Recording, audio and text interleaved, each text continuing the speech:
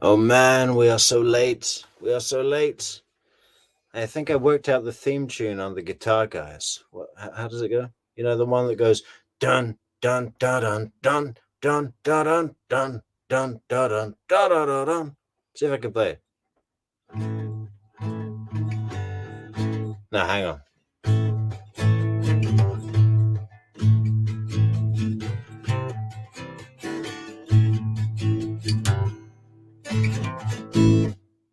Yeah, I think that's it. No, hang on.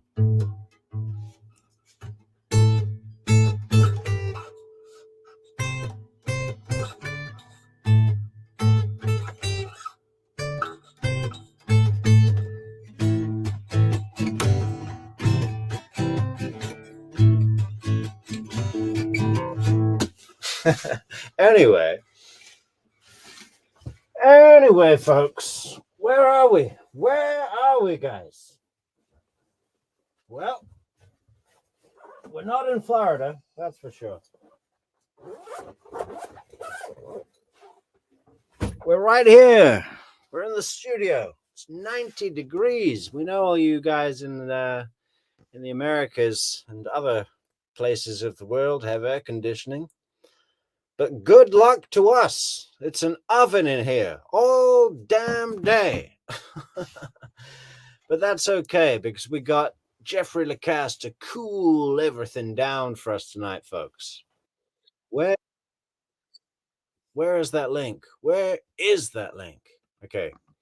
We hope Mentor Lawyer's got this all ready to go for us. Thank you so much, Mentor Lawyer, for keeping such a good record, you know? Jeffrey Lacasse police interview. There we go. Is this the one? I think this is the one. Oh, don't you just love his intro music? Should we play his intro music or is that copyright? Mentor Lawyer, if you want to use our guitar chords that we just freshly worked out, sort of, you're welcome to it, my friend. Share tab now, please. Yeah, welcome to everybody in the chat. Rabbit, Amarie, Cat Lady, and California Amy. Good to see you guys. Also, early. All you other folks in the chat, why so shy? Start leaving comments. Fantastic stuff. Okay, so back to basics. It's been a while, hasn't it, folks? We did our little beach stream. Yeah. How do you like that, Fancy? It may not be Malibu, but I think it's even better. Malibu, Malahoo. That's what I say. Malahoo. Present. Share screen, please. Share tab now, please. Like Dahlia Dippolito. Do you remember? What did she say? I don't know what's going on, please. Scott Sharp, have you joined us yet, Scott Sharp? Or are you too busy with your baby? Your beautiful bundle of joy. You'll get here, Scott Sharp, and then you'll be welcome. You'll be welcome to tell me how much I've plagiarized you, but it's not so much plagiarism, man. I've just listened to your content so much that it's burnt into my brain, buddy. So I hope you don't mind me using a few of your quotes here and there. You know, you got them from the content we watch, so it's fair game. Okay. I just need to do that little thing where we put one screen over here and one screen over here. Hang on. Just let me get set up here, folks. It's been, you know, I hate getting ready for streams because it's like big rush. Then you're like, shall I just go live now? And then it's like, well, no, let people have 20 minutes notice just to pile into the stream. And then you're just fucking around doing nothing. And then you run out of time while you were doing nothing. So it's just a nightmare. And although we've had like 2 weeks off, our thumbnails have gone back to being pretty shitty. So sorry about that, guys. We'll be speaking with our arts department momentarily and firing everybody. Just kidding. It's just me. Yes, I'll be firing myself later. Or maybe I'll give myself a raise. How about that? Hey, speaking of which, we got a Dog Mama Laura straight in with the support tonight, Dog Mama. Love it. Woof, woof, woof. Okay. So how are we all doing? Leah, Kurt. So good to see some of you guys again. No, I've really missed you folks. Seriously. Spacey Dove, we spoke earlier today. And a few of you other crazy cats on the comments section, okay? If anyone out there, I haven't replied to your comment yet, it's not because I hate you or I think your comment is bad. It's just been a little bit hectic here in the true crime Metrix universe / studio. We've had our master builders in all week, laying the marble that we got for the wholly discounted price from the Vatican City yard sale. Yes, Pope Francis II sends blessings to one and all, no matter your faith, denomination, or creed. Anyway, tonight, folks, we will be re-looking, because we've already done it. And it was one of our most popular videos, but that was way back when it was just me and Rabbit and Udi alive in the chat. And now we've got such a great group here that I thought it might be good to go through it all again together. Some of you may think I'm milking the content. I don't care. I watch this more often than I show it to you, believe me. Man, I just went through a whole load of Charlie Adelson and Donna Adelson calls. In fact, I might share with you guys the post I left on Reddit today. Let me see if I can find it. So this was a post that I answered. Somebody made a post. Somebody called Spencer Wise made a post on the Dan Markel murder subreddit.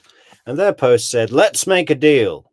Considering Wendy Adelson's case will be the most challenging to prove, I would not be surprised if the state..." Or shall I show this, guys? Shall I show this to you guys while we're looking at it? Considering Wendy Adelson's case may be the most challenging to prove, I would not be surprised if the state attorney's office is still pursuing cooperation in some way with another. It feels fairly unlikely anything will come of it, but I'm curious to hear what possible plea bargain scenarios might be on offer. What can Charlie realistically gain from flipping on Wendy? Can Donna cop a plea deal to help herself in any way? Is there any room for Catherine Magbanoir and Sigfredo Garcia to negotiate better sentences or accommodations? And my answer to that was, I am just re-listening to some Charlie Donna post-conviction calls, and it seems there is very little holding either of them back from realizing they have been royally and intentionally stitched up by Wendy. It is becoming more and more my concrete belief that it was always Wendy's intention for her mother and brother to go down for this. Not only to isolate herself and prevent her own conviction, but also for additional motivations. There is a growing sense that Wendy was giving a big fuck you to Donna and Charlie. I think if the prosecution should focus their efforts anywhere in order to secure some sort of cooperation deal, it should be in helping Donna over this line of realization. I believe the Markels would far rather see Wendy go down if it were a choice between Wendy and Donna. If that is the case, the prosecution will be well aware of that. Of course, Donna is in her mid-70s. If Georgia Kappelman could find a way to show Donna that Wendy was and has always been against her, perhaps immunity would be enough to make her turn. If Donna turned on Wendy, Charlie would follow that 100%.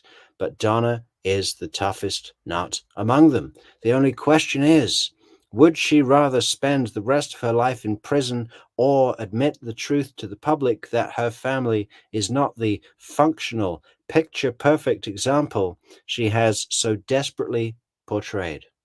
Judging from Donna's recent appearance in court, it does not seem this has been pursued or even considered upon by Donna.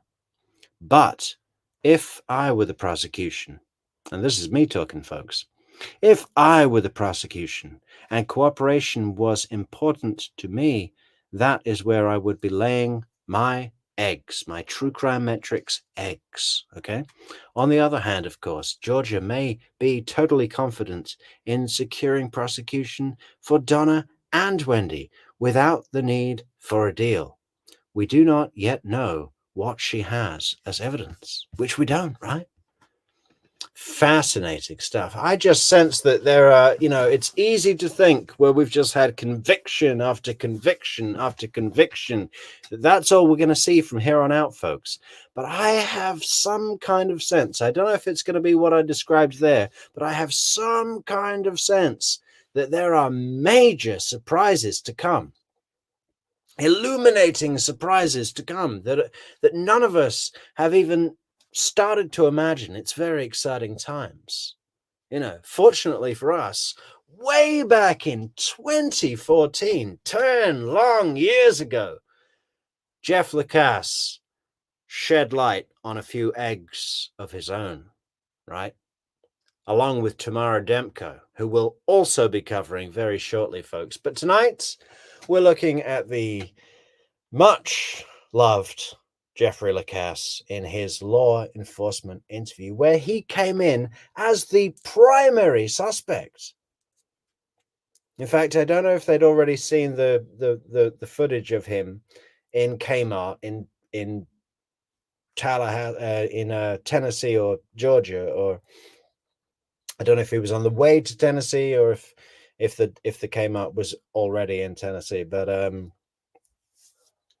even if they had seen footage of him in the shop, he could have still been the one to have ordered the hit, right? So he's there as a suspect. They have not cleared him, and they're asking him difficult questions. But luckily for Jeff, he has an answer for every single one and a few ideas of his own. Let's check out what he has to say, guys.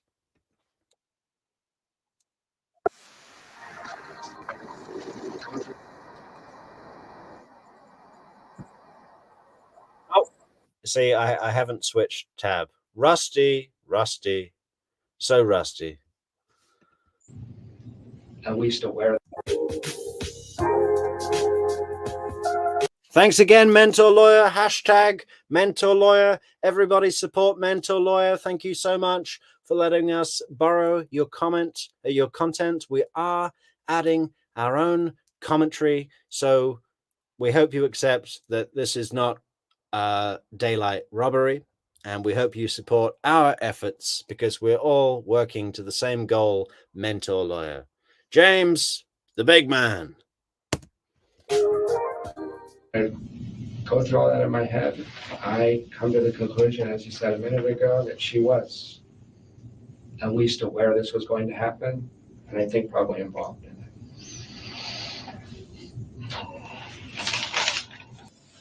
Okay. All right. Mr. Lacasse, I appreciate you coming in and talking with me here. Like I said, we're still in the preliminary stages of this investigation. Yeah. Your name did come up Of course. because you were associated at some point with Wendy, Of course. which is his ex-wife, as I'm sure you know. Yeah. So I'm basically I appreciate you coming in. Sure. I want to ask you some questions, kind of figure out where you were, if you've heard anything, if you have any information that would be helpful to us. Yeah. Just kind of run that whole gamut. Okay. So remember, guys, he left Tallahassee. He told Wendy that he was going to be leaving around 11 a.m. Friday morning, which would have driven him right up Thomasville Road, which connects with Trescott, right, towards Georgia, towards Tennessee, his ultimate destination, but he left a day early because he'd had enough of this Wendy situation and just wanted to get out of town. Was just like, you know what? I'm going tonight. Getting out of here. This is too much, you know? So the whole kind of Wendy fucking with his head play kind of backfired on her, really. Because if he was all chill, if he was all cool and easy and not angst and stressed about this relationship and this crazy woman, he'd have probably just left on time, right? Whoops. Hey, Can I ask so, one question before you get started? I'm sorry. Is this on the record as I give you this? Yes, statement? it's on the record. Is there any opportunity to talk off the record? That's not possible. No, it's possible. Okay, we do on the record first, and then I have a couple theoretical things that Sure. I want to be quoted on, but Yeah. Okay. Is that Windrush Village, It is. apartment 41? Mm-hmm. How do you like the neighborhood over there? It's cheap. It's $500 a month. I'm saving for a house, so. Oh, okay. Well, you gotta do what you gotta do. Yeah. I used to live right over there off of Claremont, Yeah, sure, which is right there across the road. from That's us. right. So- That's over there.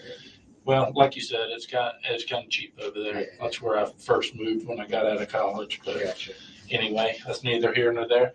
Do you have any contact numbers that I can reach you at? Should I Sure. need to talk to you later? Sure. I think I talked to you on a 294 number. That's the number. That's the only number I have. That's your number. Yeah. Okay, I got that one. Just tell me a little bit about yourself as far as your background and Sure, stuff like sure, that, and kind of what you and Wendy. Yeah. Just a quick one, guys. 62 people in the stream, 67 people in the stream already, and we're only 15 minutes in, guys. Let's get some likes on this channel. Maybe bring the score up to 100 viewers again for our second time, okay? Let's get some likes coming in, fellas and girls and ladies. Absolutely. I actually got my PhD here at Florida State from 2000 2008. Okay. Graduated from FSU, went to Arizona for 5 years, and this is my first year back. So I met Wendy maybe a month after I got back. Met her in September of 2013. Okay. We were set up on a date by a mutual friend I work with.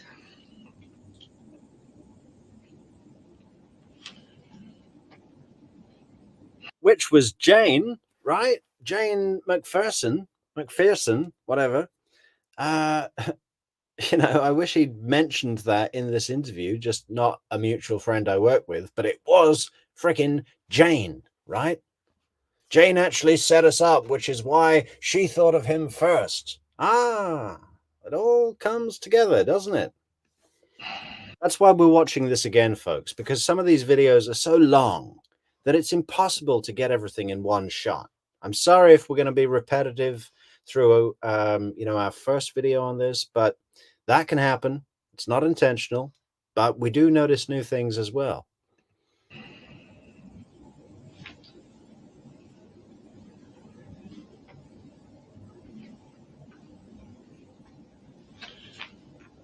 Dr. Jane, I know you've met Jane, so.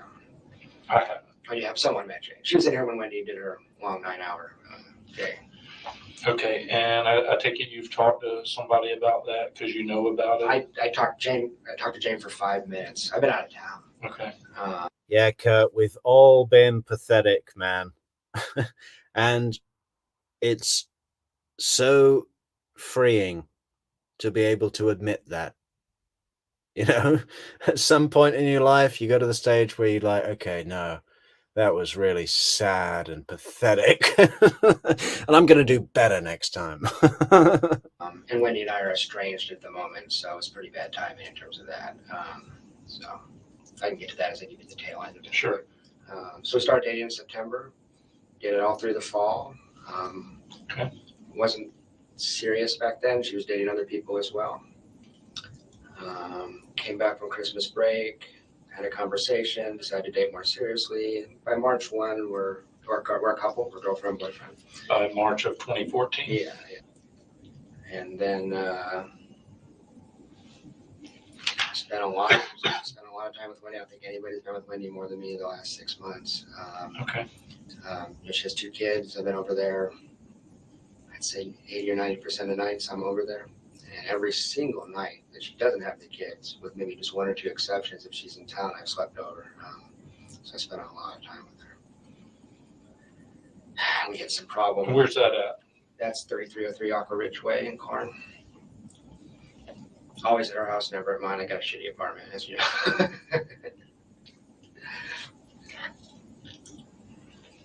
We ran into some problems in May and June. Started fighting.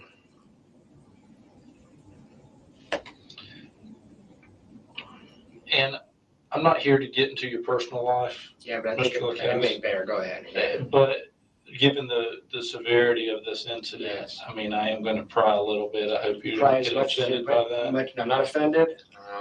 Ultimately, I mean, I think, it's incredible that Jeff Lacasse has come into this without legal counsel. Being the educated person that he is, understanding the severity of the situation, and knowing what all of us know from watching so many of these interrogations, right, is that there is no upside to going into a situation like being questioned in a murder investigation without legal counsel. Get legal counsel. But he really gets the cops on side quick, doesn't he? And why not? Because he's got all his evidence, he's got new information. But even so, if it were me, I'd want a lawyer. goal is to find out who did this and bring them to justice. I get it. I You get know, it. so anything you need to ask. That helps me because I don't want to volunteer my BS. If it's not useful to you, so tell me what's useful to you. If anything you want to. yeah, and with that, I'll just tell me everything, and I'll write down what's useful and discard the rest. Okay. So what kind of problems were you getting into in May and June? Was it? Yeah. Jeez, that's gonna be public. This is fucked up. Wait, what was that? I said this. If this goes public, it's just I know how this works. It probably won't. Okay. What was that about? Yeah, Jeff, it probably won't go public. There probably won't be 62 people in True Crime Metrix's stream 10 years from now watching you be pathetic and talk about this. But we love you, Jeff, and we think you're great. And, you've been one of the main heroes of the case. I'm sure that the Markells are so thankful for everything that you brought to the case and the information that you shared. And, everyone feels good about you, man. So it's okay that it's public. And maybe it's a little too public for you. Maybe you're getting too much attention and you just want to move on. But, we're still on the road to justice, man. And you'll be free. You'll be free soon enough. And good on you, Jeff. Just same thing. I was just trying to say, look, let's just forget him. Both of us will move on here, But she wanted me to just roll over, and it's a little too stubborn. Didn't trust her anymore. It's damaged beyond repair, probably.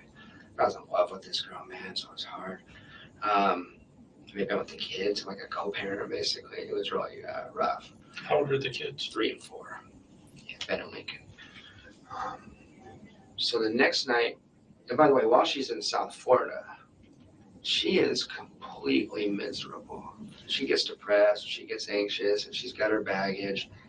But even though we didn't have much contact, I never heard her as bad as she was this trip to South Florida. I mean, this blew up her world. And how do you know she was in a bad place? Just because when we talked, she was just. So she did call you like. Yeah. 14 days, I got 3 phone calls. When did you contact Jane? Contacted Jane on Saturday when I was emailed that Danny had been shot. And I called Jane and I said, hey, I don't know if I should contact Wendy or not. This seems like this is way more important than a stupid no contact email. And she said, yeah, just email, just text her. And I sent her just a nice text saying, I care a lot about you and the kids. If you need anything, I know we're in a strange place, but if you need anything, please let me know. I'm always here, She didn't even text back. Yeah, Jane told him to just text Wendy. Jane, who was in the interview room going, is Jeff this much of a lunatic? I would be looking at Jeff Lacasse. As a social worker, I would be looking into Jeff Lacasse. I mean, oh man, if I was Jeff Lacasse, after I next saw Jane, I would have slapped her in the face, saying, do you realize what you did? Do you have any idea what you just did? Do you understand the position you just put me in as a human being, you stupid bitch? Sorry, is that language too strong? I'm sorry if that offends anyone. By the way, Dog Mama Laura, thank you so much for becoming a new member. Brand new member, guys. Fantastic stuff. Great way to support the channel. And Amory Cat Lady, I relight my smokes a lot. Well, they're homemade, hand rolled cigarettes, so they go out from time to time. But I've been thinking that I should stop smoking on the show. I don't know if that's the best image. We got to set an example for the kids. Yeah, we'll consider that in our later production conversations. Was that? That was Saturday at 2 p.m. Well, I mean, she's got a lot on her mind right now. She does, but the thing was, she's texting with Jane. She's calling other people, mutual friends. She's in touch with lots of other people. Oh, okay. So, Yeah. and this may be too messy for her. Yeah. But I'm not trying to. I wouldn't take that personally. No, I'm not. At this point. No, I'm not. I know she's in a mess. I sent her a book for little kids about bereavement from Amazon, and that'd be the last contact I have. So, Right. You sent a text on Saturday 2 p.m. to her.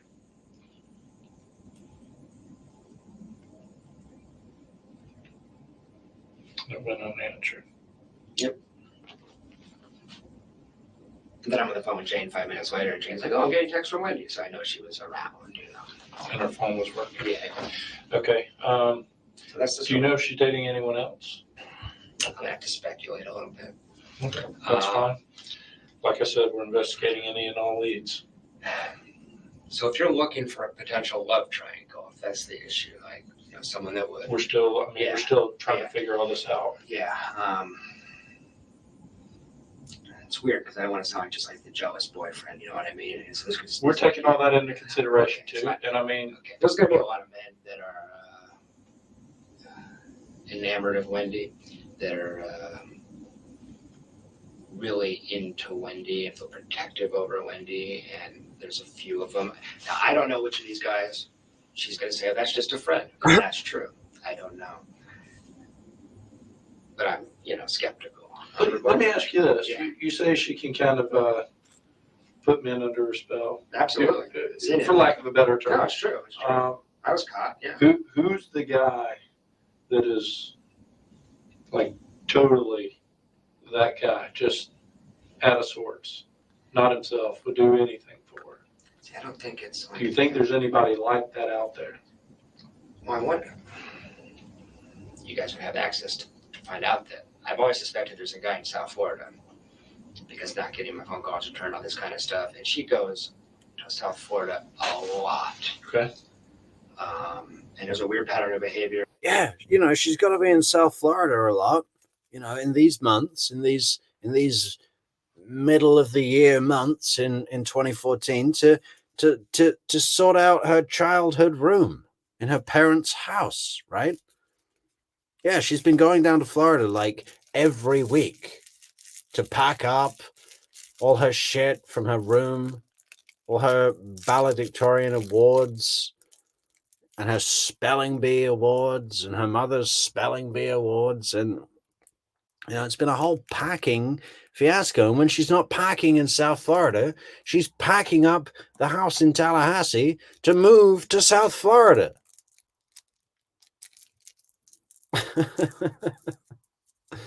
Which is why in her police interview, she's wearing house packing attire, 100%, right? That is what you wear when you're packing a house. That's how you have your hair when you're packing a house. It's pretty much, it's either that or going to the video store. Do they have video stores anymore? I guess they don't really. And so my suspicion has always been that there was a guy in South Florida. I wouldn't know who that was. All right. Can you tell me where? Well, thank you so much, Angel Baby, for the very generous super sticker, super chat, whatever it is. That is very kind of you. and Kurt. Oh my gosh, they're all rolling in, Soap. They're all rolling in, Soap. We're gonna get you that new dog collar, Soap, and those headphones that you thought were really good for your sound technology, Soap. Oh, thank you very much, guys. That's very kind of you. Where you were like up to and immediately after Sure. Friday. Yeah, absolutely. Thursday night, I was very upset about all this, and I was going to Tennessee on Friday or Saturday. I had vague plans. I called my friend and said, I'm really upset. He said, get in your car and drive. So Thursday at 7-ish, I just started driving north on 319 to get to 75. I drove probably halfway to Tennessee, stayed in a suburb of Atlanta Thursday night. Friday, I drove to Tennessee, Harrogate, Tennessee. And I just got back. So when you drove, what'd you drive? Your vehicle? My car, my 2004 Nissan Sentra.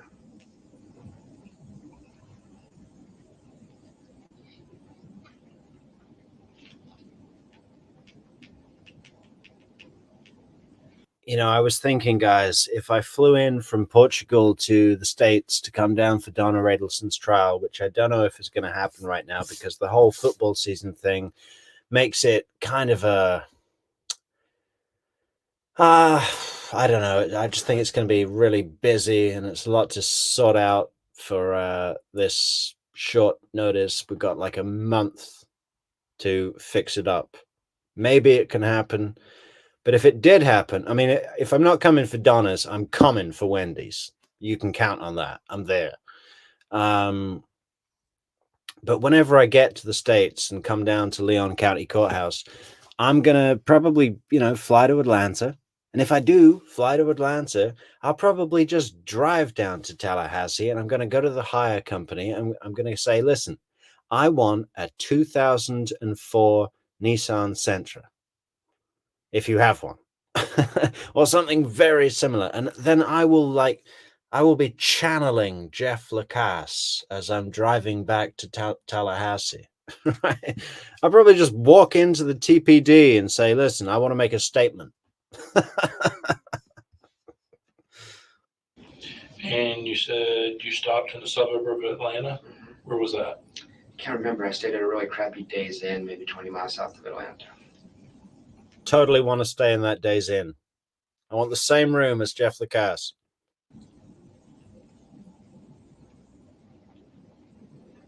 $20 miles south of Atlanta. Yeah, roughly. I could pull up a credit card receipt if you really need to know.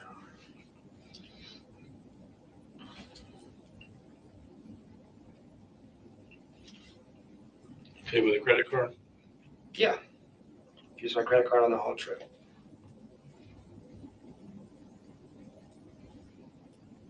And I stayed with a very close friend up there and his wife. So I stayed at their house. Okay. Okay, so if you just let me get a timeline Yeah. here. So Thursday you started driving. You drove up to roughly Atlanta. Yeah, about 11:30 I pulled over. Yeah, I was getting tired. All right, what time did you get up and leave? Oh, I left at 9 a.m. I couldn't sleep that night. I was upset about Wendy. So I probably was up watching TV till 2:30 and I got up at 8:15 and I took a shower, got out of there at 9. What time did you check out? 9? I didn't check out. Just one of those crappy flew back hotels. Just got out of my car. And I'm in Tennessee by 2:30. And then when did you start coming back? He's kind of got this self-status pretty low, hasn't he? It's one of those crappy flea bag hotels you just check out. Oh, I live in, what was the neighborhood? Whatever it was. Oh, it's cheap. $100 a week. Unpretentious. I think Kurt said it first, right? Totally unpretentious, Jeff. You know why? Because he's living on life's terms, folks. Not demanding everything now. Not demanding everything and jet skis immediately. Saving for a house. Doing it the right way, the strong way. The way that comes out on top. Am I right? I left Sunday at about 10:30. Stopped in Kennesaw, Georgia to stay the night with a friend and just got back. I talked to my boss. Yeah, Ian, good to know you're a guitarist, and those are the correct chords. As far as whatever you wanted to talk about off the record. Yeah. And she gave me the answer that I kind of expected she would. And ultimately, it depends on what it is you're going to say. Because if it's something that's instrumental to the investigation, it can't really be off the record because, I mean, we're trying to solve a guy's homicide I here. know. It's hearsay. It's tertiary hearsay. I don't know if that's useful to you. Yeah. I tell you something, somebody told me, somebody else told me. Yeah, I mean, and you'd have to tell me what it was, and I would have to say, okay, is this something that can be excluded from the report, or is it something that's inculpatory? Is it something that? Maybe I can just make it simpler than that. Maybe I can just say, I would be investigating Charlie Adelson. Okay. Maybe it's that simple. What makes you say that? That was a big moment for Jeff, right? Maybe I can just make it simpler than that. Maybe I can just say, I would be investigating Charlie Adelson. Maybe it's that simple.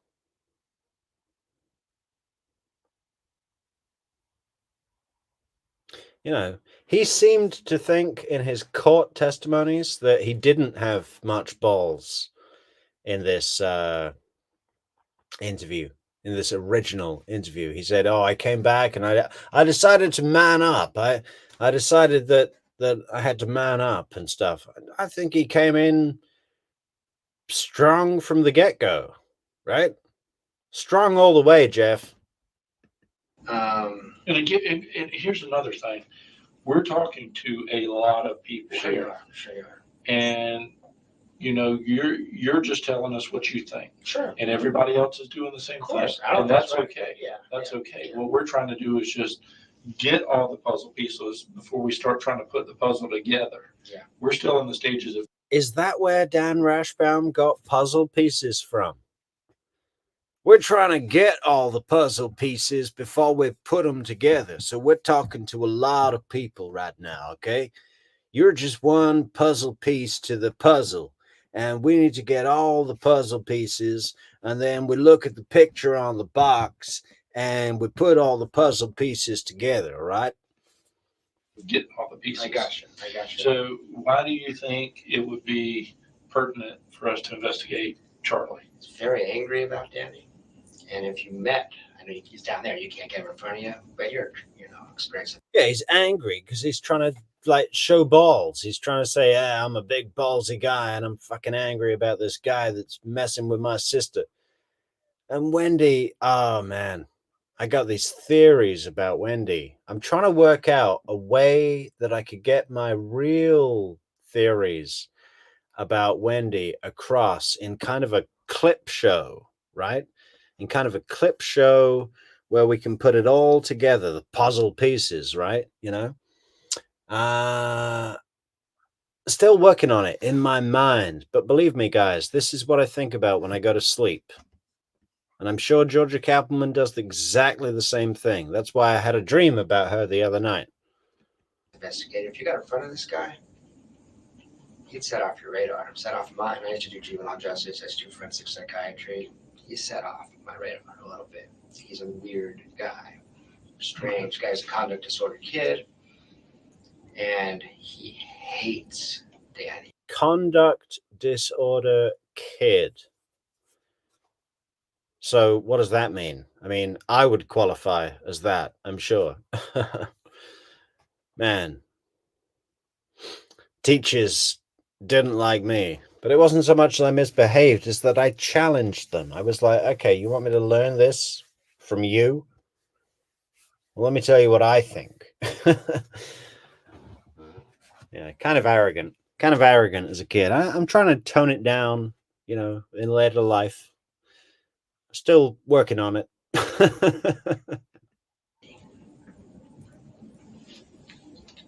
And see if I can put it a little vaguely, or not, but just enough to be useful here. Let's not put it vague. Let's go with what you know specifically. Wendy had reported to me that Charlie had considered all the options possible to take care of this problem. Let's put it that way. Okay. And And when she said it, When did she disclose this to you? I don't remember when, but she said it was chilling because she said, "Can I tell you something confidentially?" And I said, "Sure." She said, "I think Charlie kind of looked into some options, like literally saw how and why and how you would do this if you did it. I think this was last summer when she had her petition to relocate denied. That family wants her back there so bad." Hey, old Pueblo Hobbs, soap is not for sale. She should be selling me. Yeah, she should be selling me. You want to make some money, soap? Okay. And this is when she disclosed this to you, was last summer? No. This is when Charlie Charlie had been examining all the options. Okay.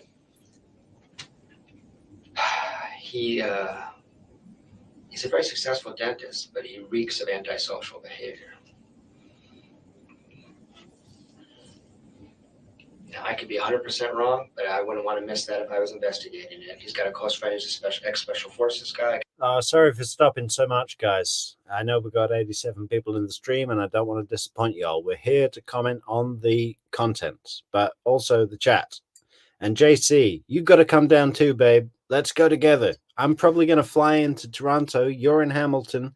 You come up to Toronto. What is it called? Pearson. We go down to Fort Lauderdale, then over to Tallahassee.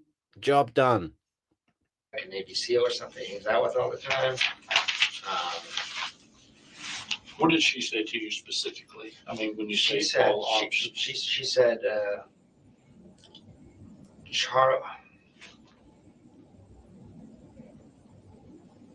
I can't remember exactly, but it had something to do with the amount of money it would cost to have someone killed. And what did she say?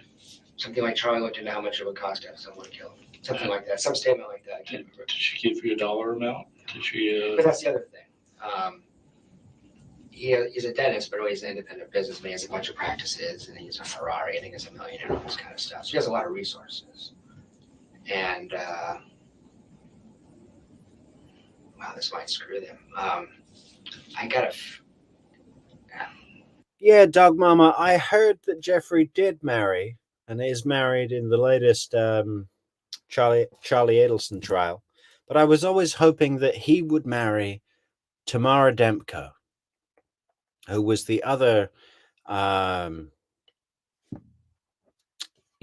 of connected party to this case that came in and gave massively revealing statements. We have done a video on her, but we will be revisiting the analysis of her statements to Tallahassee Police Department, because they're just so magical, and she's also gorgeous. Tamara, we love you. At True Crime Metrix, we think you're great. We think you're honest and lovely and nice, and we really appreciate what you've done for the case and everything. From me talking to him myself in the hot tub one time, from a few things Wendy said. When was this? Like March 15th-ish. I was there for the one day with him. I stayed at his house. Of this year? Yes. Wendy and him were talking. I'm just listening. I just met him an hour earlier. We're sitting in the hot tub having a beer. It's a really nice house. And I guess this is what occurred. Was anybody else in the hot tub with you guys? Not during this part of the conversation. Another guy, his roommate, came in eventually. They just started to talk about girls and stuff like that. But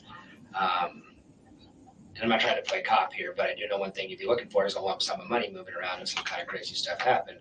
And I think there's a lot of financial irregularities. I think there's a lot of tax fraud kind of stuff, and putting stuff in different people's names and moving money around, and there might be cash. I don't know exactly what, but he's not doing anything on the up and up in his finances. It was pretty clear. He was pretty open about that. So I thought about if you guys do look into it, I don't know that. How the exact conversation in the hot tub go?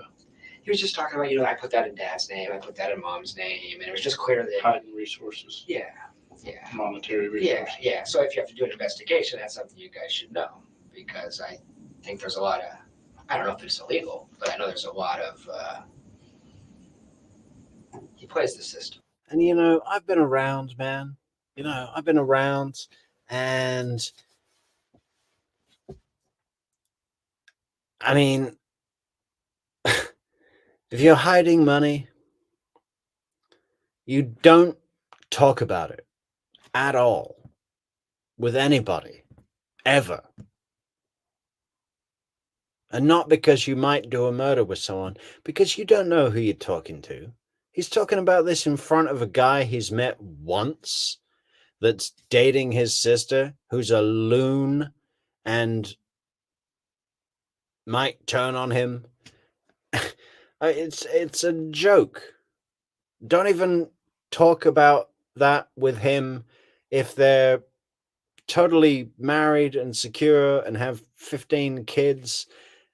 Just, there's no need unless you're trying to show off. And people that show off get caught, right? If you're doing shady stuff, the best thing to do is never show off. You know, this guy's so inappropriate. We're sitting, please don't write this down. He's so inappropriate. We're sitting in the hot tub, and he starts talking about sex acts with his girlfriend that he did to punish her for bad behavior in front of his sister. I'm like, this is the. See, they've put up a photograph of Catherine McBanoir when he said that, but I don't believe he was talking about her, because they said it was to do with a Korean wedding, and Charlie insulted the Koreans at the wedding, and he was the only white guy there, and he insulted the Koreans by telling some stupid joke like, how many Kims does it take to screw in a light bulb or something? And apparently one of them sucker punched him or something like that, lightly. And he punished his girlfriend, the Korean, by like consensually, anally engaging in intercourse, but you know, in a kind of bondage punishing style, to put it like that. I believe that's what he's talking about, but I don't think it was Katie that was being referenced there. So I don't know why Mental Lawyer has put up Katie's picture when that was being discussed. I didn't know what to do. I just met him, protected with my girlfriend. This is just so weird, you know. It's like this guy's, his social radar is way off. His sense of right or wrong, just norms is just off. He set off my radar. Now I don't know if he did this, but if you're looking at somebody, don't miss him. And I could also see him doing this without ever telling Wendy he didn't do it.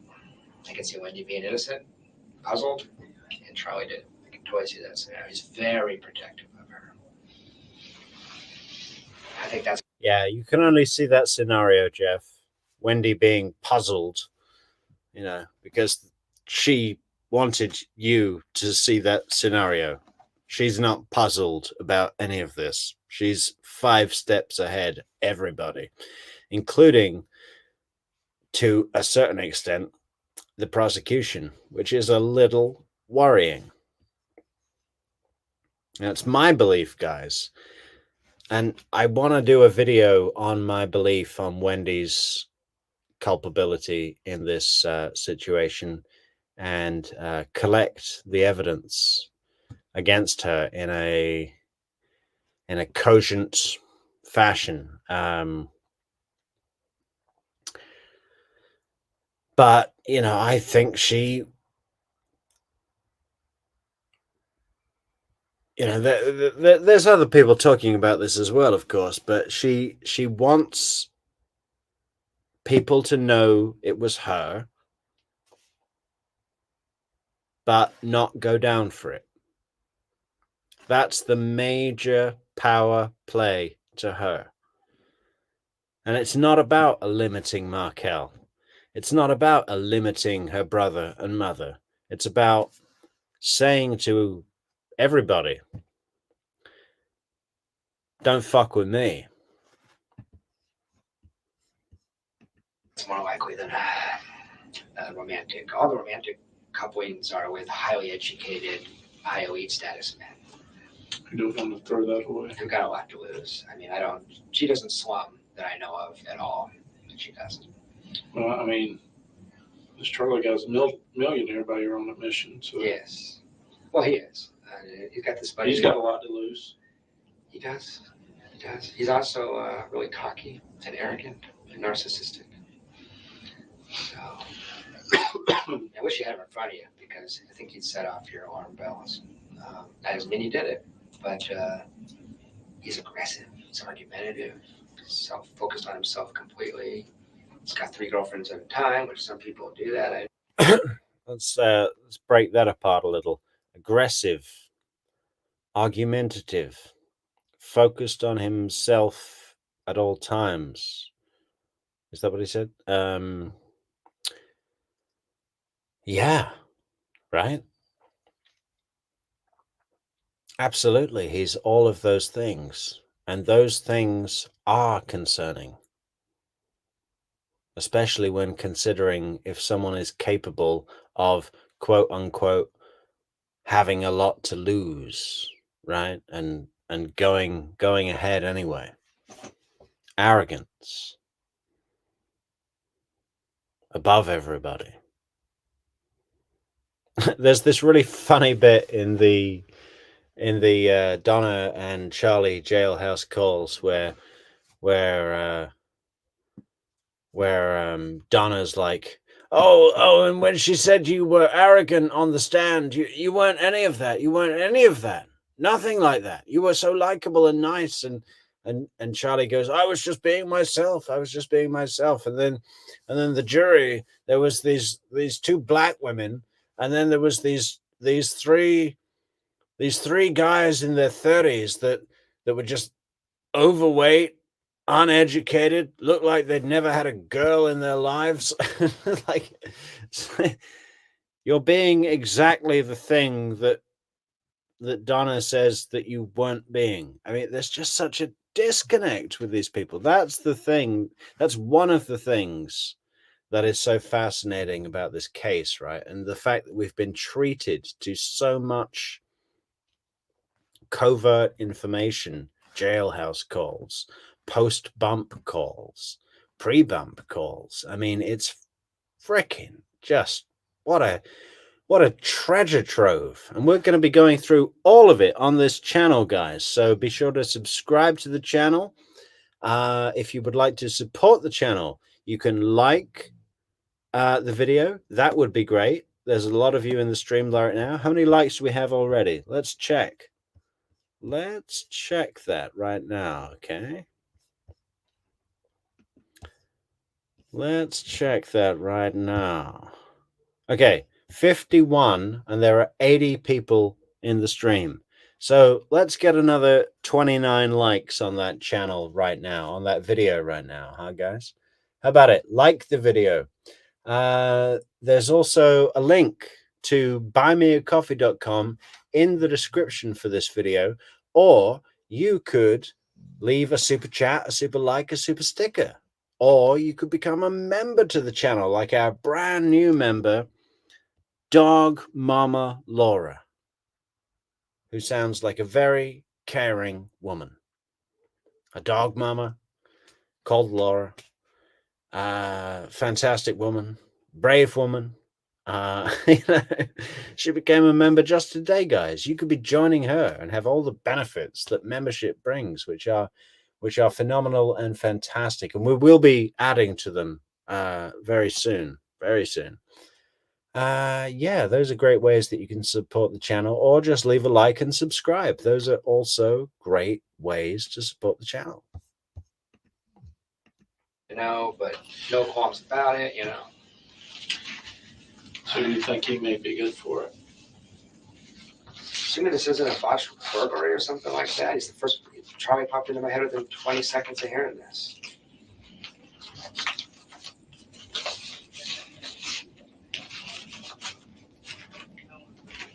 I mean, there's all kinds just to give you some context that may be helpful. Last summer, when they were trying to figure out how. Just thinking out loud here, what was the upside to bringing Jeff to meet Katie and Charlie? Was that just so, like, hey, let's all look at the guy that we're going to set up? You know, was there any upside? Originally, I was thinking it was so that they could have an excuse for for Charlie to get a look at Jeff's car, but they flew down. You know, so that if Charlie got a look at Jeff's car, it could be said that Wendy could say that it was him that said, oh, the killers need to be driving a car that looks sort of like a 2004 Nissan Sentra. Right? But they flew down, you know, to whatever it was, Fort Lauderdale or whatever. So what was the upside to bringing Jeff to meet Charlie and Katie and coming to the hot tub and staying at the house and everything? Was it just to have their own kind of sick gratification of like, oh, this is the guy we're going to set up and he's right here and doesn't know what we're about to do? If that was it, it really backfired on them, didn't it? How to manipulate this divorce or work the divorce, I guess, so they could get, it's a bad fight, all this kind of stuff. They were talking about Wendy converting the kids to Christianity just to annoy Danny. I mean, this has been a pitched battle, I mean, we fed the kids bacon regularly. He tries to keep them kosher. There's all kinds of passive aggressive shit going on here, So the family is important that you know this, actually, man. The family. Did I have a southern accent, Black Eagle? What was I saying? Okay, I don't remember, but I'll have to watch it back, and I'll be practicing. I'll be watching Tommy Lee Jones. Who's good to watch to practice my good southern accent? Good old boy, whatever. I don't know. I'm from Britain, I live in Portugal. I haven't spoken to an English person in 12 years. Family is so unhealthily enmeshed, so completely enmeshed, that Wendy is not really an adult. When she drives to South Florida, every single time those two parents drive up here and drive with her down. They don't trust her to drive from Tallahassee to Miami. It's not a normal family. It's not like she's a 35-year-old woman that has two kids and come down to see us. It's complete enmeshment. It's a matter of they infantilized her. She's considered the baby still. She's 35 years old. Charlie protects her. So I don't know if this could be a bizarre fantasy. You guys are hearing all kinds of stuff. Yeah. I hope to God it wasn't Charlie, honestly. But and here's the real motive of the whole thing, right? Which is going to be part of the video where I expand on Wendy's real motives. Here is this infantizing thing that the family have chosen to do. She's the youngest. She's the girl. She's all of these things, right? And Wendy has taken advantage of those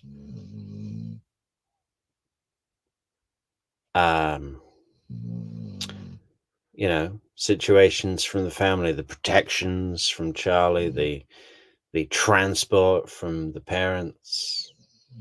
If you're driving 9 hours or 7, 8, 9 hours to Miami from Tallahassee, that's what is that each way? That's, I mean, even by American standards of gas, in Europe, that'd be like 300 euros each way. Well, depending on what you're driving, but there's a significant financial gain to that, which she takes advantage of, right? and she doesn't have to breastfeed two childs at once in the humpka rest stop or whatever she said on the stand. But she also resents this greatly. And I believe that this whole situation, it was also Donna that encouraged and almost chaperoned the courtship with Professor Markel in the first place. Ah, look, Jewish man, Harvard educated, Cambridge educated, studied at the Hebrew University. A perfect match. So it's for me, it's becoming a very much a case of tear down the castle and leave it in flames so that everyone knows you were pissed off. It's a statement from Wendy to her family, to Dan's family, of don't underestimate me. Look where you are now. You thought I needed help? Look at you now. There you are. That's what popped into my head. So. Right. Okay. I'm so sorry. You're okay. I got stuff happening. I just spit it all out. Oh, here comes everyone's favorite cop, Chief Wiggum. Chief Wiggum is back. He's so sorry. He was cleaning his tie of taco residue for half an hour and still hasn't got it out. He's probably had to remove his tie completely right now. But we're only joking, Chief Wiggum. We're going to get to your time on the stand, Chief Wiggum, and you show yourself to be the silver fox that you are up there. So we're looking forward to that. Now that we've all been through Katie's testimony, we can get to his time on the stand. Right after we do, I think we're going to do Jeffrey today, Tamara tomorrow, subscribe to the channel, and then move on to General Isom on the third day, right? Kind of just trying to work out a bit of continuity to this, guys, like all in a chain format, So Did you really? Okay. All right. Thank you. Who did it? He's thinking, her brother Charlie could be a viable suspect. I mean, I don't know if we've ruled him out or not. Nobody's ruled out. I don't think Charlie would have done it, by the way. But he's a real rich guy. He's got friends on both sides of the tracks, and he's real street smart. He's always trading and stuff like that. And got this buddy that's in the special forces, and so he's like a dentist, but he's hanging out with guys that different social class actually, and kind of antisocial, impulsive, angry, fiercely protective of Wendy. And I've heard him say, "I'd like to kill that motherfucker." I mean, I've heard him say that so many times. Now, I've said that out loud too, and I didn't do it, but there's something different about Charlie. He reminds me of like an antisocial. Charlie's an older brother. Yeah. She's the baby girl. She's the baby girl. Is Charlie older or younger than this one up in Albany? He's the middle kid, I think. Charlie is? Yeah. If you had him in front of you, he'd set off your alarm bells. Okay. Doesn't mean he did it, but. No, I know that, but why? Okay. All right. So you're basically saying out of, what's his name up in Albany? Yeah, Rob, no way. He's the oldest? Yeah, he's the oldest, yeah. Out of Charlie, mom, dad, who else is there? It's just Charlie, mom, dad. Down there, that's okay. it. That's it. All right. Out of those three, you're saying Charlie would be the most volatile to do something? What would he do? He'd get his buddy in the special forces to do this, or he'd get some CD guys down in the Cuban neighborhood or something like that. That's what he would do. Something like that. I mean, the main thing I told him was that Wendy had told me that he had looked into how much it would cost last summer. Wendy told you that? She did. That Charlie had looked into how much it would cost. Yeah. So She said it in a dead serious chilling, uncomfortable kind of way. Not like I joke around, I like to kill Dan Mark, I was sick of his shit. That's different. You know, this was like, she said confidentially. Okay, so you and her one-on-one? One-on-one, late at night, and When you supposed to have that? it was late at night, and she told me that. So, it was last summer when her petition to relocate was about to be denied. Oh, because she went. Yeah. What would I like to happen to Wendy? I don't think any amount of explanation or realization or getting through to her, you know, in a psychological way is gonna do anything. I think she's really beyond being able to accept anything. So I'm thinking a good old-fashioned drive-by, you know, with high-powered Uzi machine guns that basically detach her legs from her body. And she has to live without legs, and perhaps her arms as well. You know, a quadriplegic Wendy. And then say, how do you feel about Professor Markel?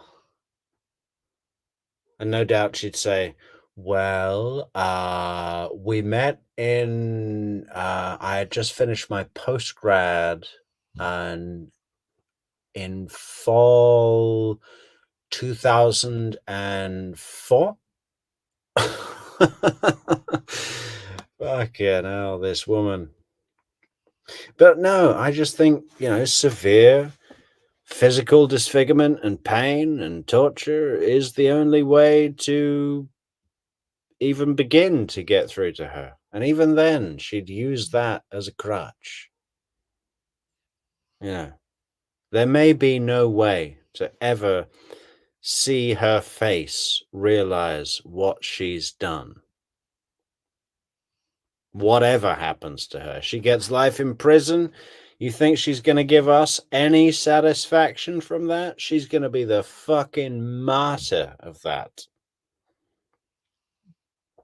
And worse, if she gets off on these, if she's charged and gets off because she's got a real good lawyer, not a Daniel Rashbaum fucking puppet shitbag lawyer that forgets everyone's name and can't string a sentence together.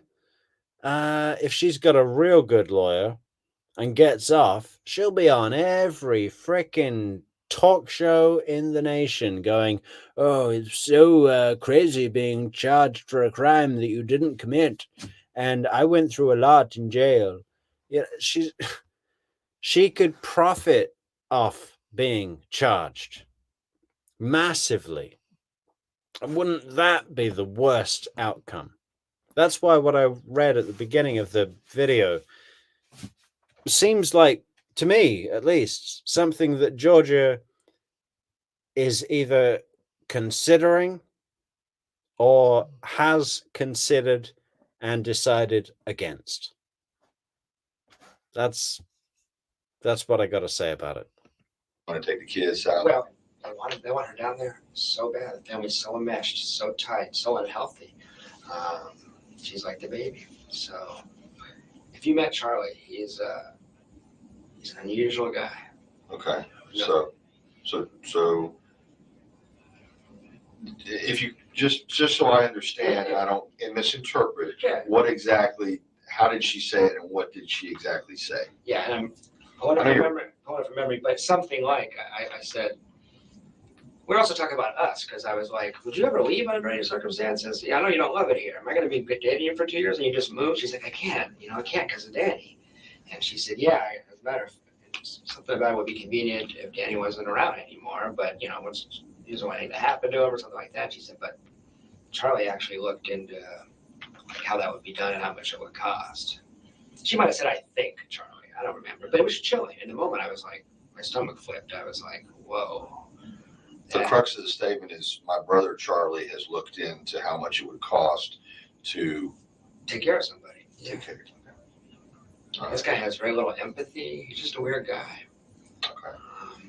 I'm not saying he did it. I'm just saying, if you're looking at somebody, you can't miss Charlie. I mean, Okay. I think that's more likely than a romantic thing. Well, that's you. Yeah, it's not me. The other guy's gone. Sack, wherever He's he's gone. gone to. And by the way, turn out picture that she saw Sag once a week for 20 minutes of sex. I don't know the relationship, you know. I don't think he gives a shit about Wendy, so I don't know. Yeah. Sorry. Size. Yeah. What? I don't have time for her.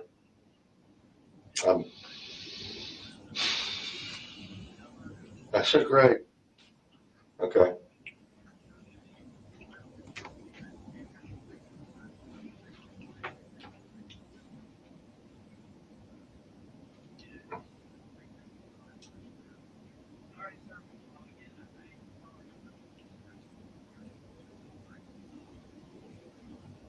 Yeah.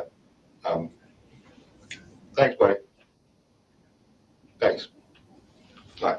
Before I forget, the other thing is that I didn't know about Zach for 9 months, and I was with boyfriend for 6. So I've always, I was telling him, I've always suspected there's a guy in South Florida I never know about. Maybe that's just a paranoid boyfriend. But I wouldn't believe Wendy when she says I'm with Jeff.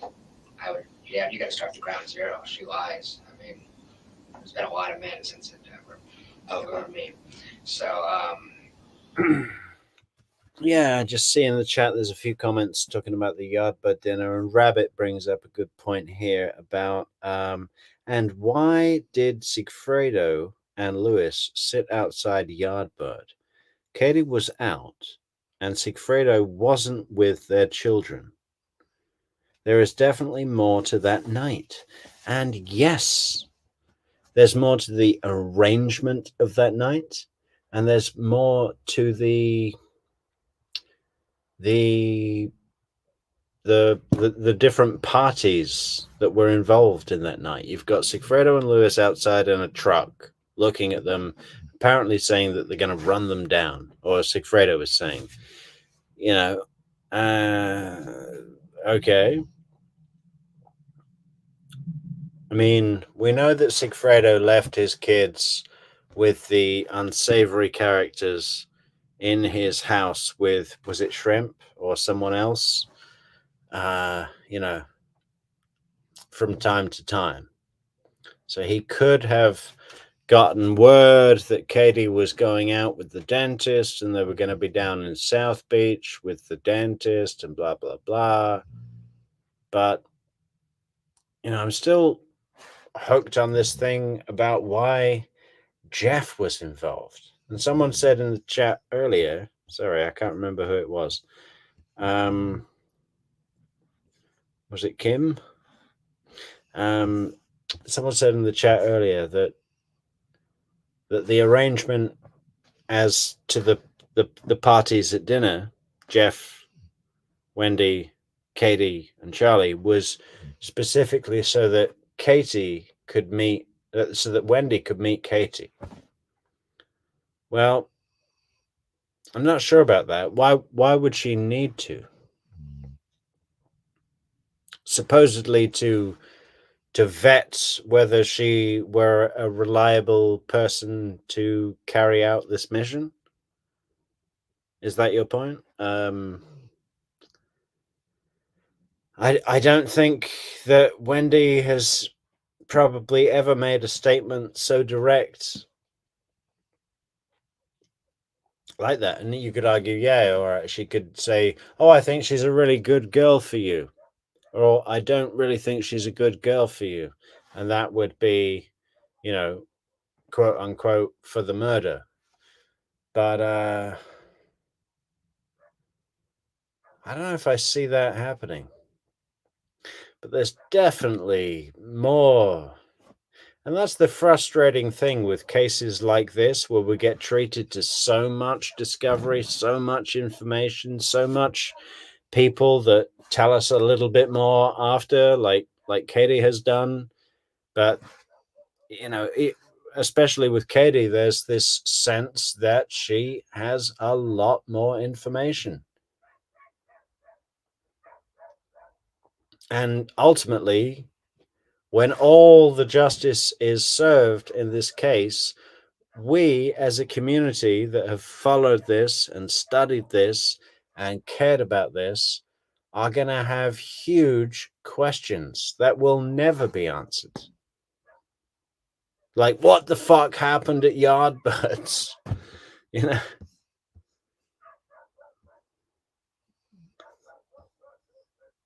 Crazy. So I just wonder if there's a guy in South Florida. She always drops out of sight when she's down there. Phone calls not returned. Voicemail. Did you go down there? No, she doesn't let me go. That's why I think there's a guy down there. Okay. Did Charlie come up here? Charlie never comes up here. And how did you meet Charlie then? Oh, I went to Charlie. Sorry, I met Charlie one time. So I went down there one time for one day. We Okay. were in Immokalee. We just drove over and spent an evening with them. So I spent 4 hours for Charlie. What are you doing in Immokalee? I know where that is. Yeah, alternative spring break for FSU kids. Okay. So helping out the farm workers and stuff. Okay. So we spent a night in a hot tub with Charlie, and that was it. But I've always told him, I always suspected that, and I'm the paranoid ex-boyfriend, so right. But she goes to South Florida awful lot. Okay. She's always a little weird when she comes back, romantically and stuff like that. So I just always kind of suspected. So I wouldn't. Obviously, the connection is now she can go to South Florida. Right. I mean, No, we see that part. yeah. Who's this Green Beret? Did you say? And now I don't know anything about this guy. I just know that on Facebook there's a lot of pictures of him, and Wendy's told me stories about him. He's I guess the point is that Charlie doesn't just hang out with other dentists. He hangs out with all kinds of people. So it's not like he's some snobby dentist that's not gonna hang out with this guy. Did 5 years in Afghanistan, so it just popped into my head. Like, Charlie did? No, Charlie's friend did. Was Charlie in the military? Nah, he's a dentist. He's a dentist. So. Okay. But when Charlie talks, he talks about cross section of people. I mean, he has friends all across the spectrum, including, some unsavory characters. Let's go back to the statement that she made. I just want to clarify the stuff. She tells you, she goes, yeah, my brother, I think the phone was going off there. My brother has checked, or my brother has something along those lines, has inquired as to how much it would cost. Something like that. I can't give you an exact quote. It might have been, I think Charlie, here's an example. She might have said, I think Charlie might have looked into how much it costs to actually have that done. He's down there in Miami where it's not unheard of. Something like that. All right. It just had crossed Charlie's mind. Bottom line, it occurred to Charlie that was one way to take care of the problem. And he wants to help sis? He is fiercely protective of her. He wants her back in South Florida so bad. The whole family does. She never, you guys know the background. She never wanted to be here, ever. I mean, she came here with Markel. They're supposed to be here a year, then move on. He had a job at Miami. He was an asshole, so he lost it. He said, no, go back to FSU and stay there. They're stuck here. So he's doing great. He's the Sandy Dillenberg professor of law and all that stuff. Wendy gets a shitty job that she doesn't really like, doesn't like the area. She's doing her best to make it work. She hates it. Never wanted to live here. Never thought she lived here. This is all from her, right? Yeah, it's all straight from her. Are you kidding me? I'm her boyfriend trying to convince her this is a great place to stay. Get a new attitude. This is a daily conversation. I'm like, I love Tallahassee. Moved here on purpose. So it's a daily conversation. Like, look, it looks pretty. That kind of stuff, And her whole thing is, no, I still don't like Because it. I'm trying, but it's, I didn't choose it. Okay. I didn't choose it, and that makes it hard. I heard that daily. I didn't choose it, and that makes it hard. Okay. And she loves Miami. She just loves it. When we're down there, she just lights up. It's a whole different thing. Is it Miami or Fort Lauderdale? It's Coral Springs, but it's Miami. Okay. It's Miami. Yeah. So a daily thing is you're trying to tell her how great this area is and so forth, and she's basically putting it down, and that, I'm stuck here. My husband didn't want it or couldn't keep the job at UM. He Was screwed it up. UM or Nova? It was UM. Yeah. And he screwed that up. Yeah. He was so abrasive. I'm sure you read a lot about that. He was so abrasive that you're a great scholar. We don't want to put up with your butt every day, so get out of here. Okay. He had to work pretty hard to lose that job. Actually. Okay. What was the reason? I mean, I know that there was some type of contention, and I don't know if it was the child rearing, or do you know that? I can tell you anything you want to know about that. I've read every legal document that. No. What did she personally tell you? Tell me about child rearing? Well, the reason for their divorce. How did she get to this point? Oh, Danny was, give you a couple examples of Markel. They would drive from here to Miami as a family. This is before they had kids, but even as a family, both. And Danny would work on his computer. He had one of those converters so he could plug your laptop in when he was required to drive and when he was required not. That's okay. Sorry. Yes, sir. Say again? Okay. Do you have Couch's number? Yeah, I'm going to have him. I'm busy right now. I'm going to have him meet, and then I'm going to talk to him when they're done downstairs or wherever they do the buckle. Are you already on the second floor? Okay, just get Couch. He's waiting for you. Thanks. And Markel's rule was, you may not speak from Tallahassee to Miami. From Tallahassee to Miami. She said she would be like, "Gang, I'm working." Just a total control freak, emotionally abusive, controlled the finances, just ran her. And my view of this, guys, is that this statement of "you may not speak" never happened whatsoever. I see the conversation going a little bit like this. She says, "Oh, okay, Saturday, load up the car. We're going to Miami." Professor Markel's like, "What? What do you mean we're going to Miami? We were just there last week. And as a matter of fact, we got back on Monday night. We've only been back 4 days. You want to drive another 9 hours back to Miami? What the hell is going on?" She's like, "Oh, mom and dad need to try living in Miami, so we're going to help them do that." Professor Markel's like, "Listen, I've got course work. I've got papers to go through. Okay, if all right, we'll go to Miami, but I'm gonna have to work in the car. Okay, so if we really need to go to Miami, fine, but you're gonna have to drive because I need that time to work." And Wendy has translated that to, "Yes, whenever we would drive down to Miami, he would stop the car and say, 'You may not speak,'" which is a totally made up thing that never fucking happened. And of course, Professor Markel isn't here to tell us, right? And what are Ben and Lincoln gonna say? Ben and Lincoln gonna say, "Oh, well, Mommy wanted a divorce from evil Dad Markel because she didn't want us to think that that was how you treated women. She didn't want us to think that was how you treated women." Man, this woman needs stabbing in the neck. Her shit. And I don't know if he hit her or not, but I can tell you, if you just raise your voice to her like that, she flinches like she's got her ass kicked yesterday. So I've wondered about violence. I don't know. She says no, but people lie. Wendy lies a lot. So he was pretty mean to her. And as she went to get married, every friend she had was begging her, "Don't marry this guy. He's the biggest asshole we've ever met." And she got caught up in the Harvard law and elitism and all this kind of stuff. And she was in a bad place. Made a bad decision, got married to a guy. I just got divorced last year, so I understand this. Oh, you did? I got married to the wrong woman too, so I get it. That's how we bonded, actually. We picked the wrong people before. So it was a bad marriage from day one. I mean, pretty much, according to her at least. By the second year, it was awful. And then having kids will fix it. People try that. So he was also an absent father. I mean, he came home 9 o'clock every night, she claims, and that would play with the kids for 10 minutes. That was it. She did everything, kind of like a house slave. And then when he went to go get divorced, he tried to get 100% custody of the kids. So if you read these legal documents that he's filed, I don't know if you've read them, but they give you insight into it's pretty crazy. I haven't had the time, but I will. Yeah, it's a lot of lunacy shines through. But I'm sure he had his side of it too. I'm sure he did, and well, that's what I wonder about is with all the stuff I talked about with Wendy with me.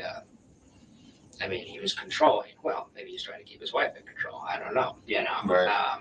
But you must have heard.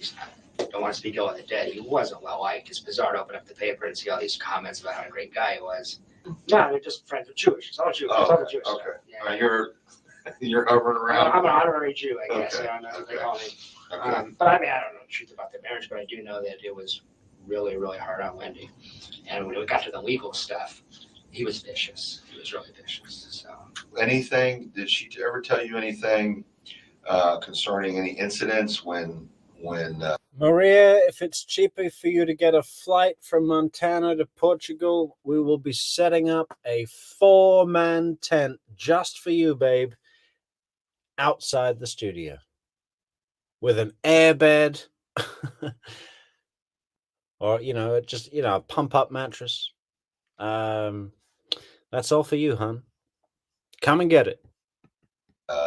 Danny and Charlie were together, or Danny and any other family? I mean, was it kind of like, hey, And thank you so much to Adora Libertucci for buying us a coffee on buymeacoffee.com. Link in the description, guys. Thank you so much for the support, Adora Libertucci. I hope I'm pronouncing that right, Adora. Great to have your support, and we thank you very much, Adora. Danny, you sleep over here in the doghouse or something? You don't? No. It's more like the family hate. This is why she didn't introduce me to her parents. She said last time that it was so awkward because it went so badly because they all hated Danny. Charlie hated Danny. Her parents hated Danny. Do you know why? He is in person. He is so arrogant. He is so unlikable. He would just talk down to people. He was one of these Harvard guys. Okay. And it was just like when I met him in an awkward meeting. I was early. I was late. He was early, and we met for the first time. He insulted me 3-4 times in sentences, just in subtle, like haughty, snobby kind of ways. Like, "Oh, are you a lawyer?" And just little comments here and there. So he was passive. Oh, are you a lawyer? Oh, you're not a lawyer? You're a professor, though, right? Okay. Of what? Social work? Well, that's not even a real subject. What is this way that the cops seem to really understand of being insulted by a Harvard professor? Has anyone in the chat been insulted by a Harvard professor in their lives? Oh, so you're not a lawyer. Okay. So you are a doctor, or okay, no. Okay. So you work for the government. Senator? No? What the fuck are you? Aggressive about it. He wasn't in your face. He wasn't yelling, but he insulted. He would just tell you, say you're stupid. Okay. I mean, that's just how he talked. He thought he should do. He's basically subtly insulting you the entire conversation. Yeah, he did. I mean, as far as Wendy and him, he did all kinds of little things to intimidate her. I don't know if he knew he was doing it, but she was scared of him. I would go with her to him. I would go with her to functions that he was at to kind of reassure her and run interference. No, I think he was scared of her, man. If he wasn't, he fucking should have been. If he wasn't, it was only his own decency that didn't allow his psyche to tune into the danger that was in front of him by dealing with a complete detached psychopath. Because she would get heart palpitations and stuff around him, and it seemed completely out of the scope of normal. I got an ex-wife. I can get in front of her. Not a big deal. Right. For her, it was like, will you please come with me to soccer practice or whatever it was? Oh, swim lessons 3 weeks ago. Will you come with me to swim lessons because Danny's going to be there? And she would just freak out. Did you go? I did go. Was he there? Yeah, he was there. Was everything okay between you and him? Well, yeah, everything was fine. We kind of moved through a phase where at first we were real friendly, shaking hands, and then we got like, hey, I'm not going to shake your hand. We're on different sides of this thing, you know, that kind of thing. But it was always reasonably Did friendly. she introduce you to him She did. as your boyfriend, your current boyfriend? No. Friend? I don't remember what she said. This is Jeff, I think. Okay. That was a point of contention between us. She didn't call me her boyfriend until very recently. So Oh, okay.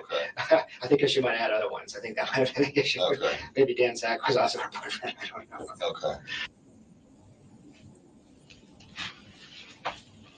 You already got his phone number. Yes. Is there anything else I just don't think He did say he was willing to give buckle if you need it or want it. Is that something you want to do? I don't think so. I can call him back. We have his phone number. It's taking a second. And the guy drives in from Georgia, Tennessee, whatever, and comes straight here from what I understand, what you told me. Yeah, I didn't do it.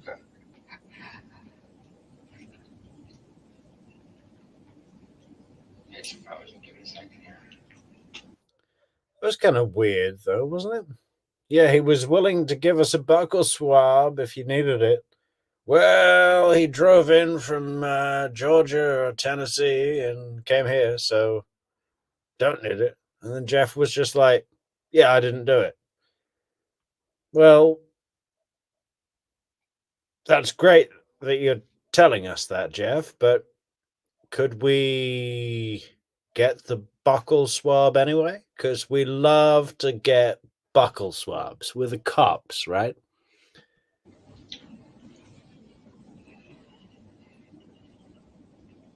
I guess the thing that keeps popping up in my head is, don't write this down, but just so you know, if you're investigating, I've been shocked how easily Lindy lies to my face. I've been dating 25 years. I'm not an experienced man out there, but Just a reminder to leave a like on the video, folks. If you're still in the stream from a long time and you've been enjoying the content, it really helps us when you leave a like on the video. Or if you're a newbie here, we've got more videos just like this coming out soon.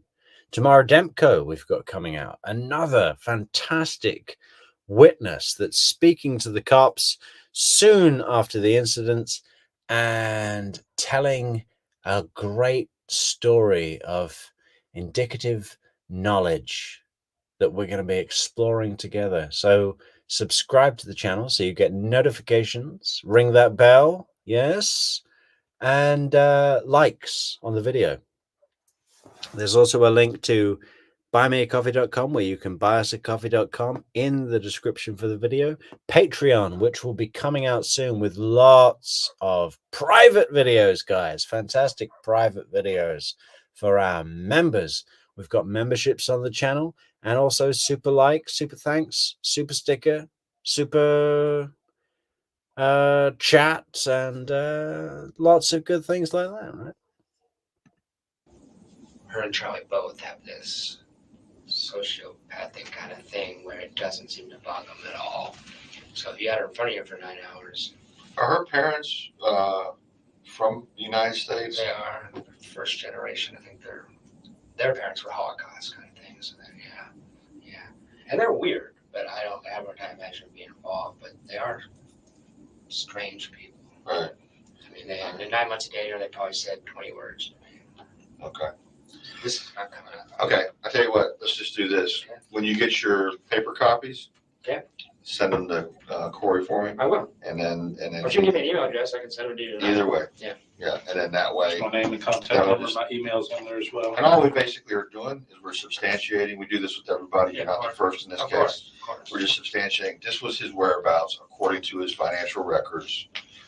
Yeah, we're just substantiating how much baking soda we need to apply to my tie to get this cheese sweat out of the tie.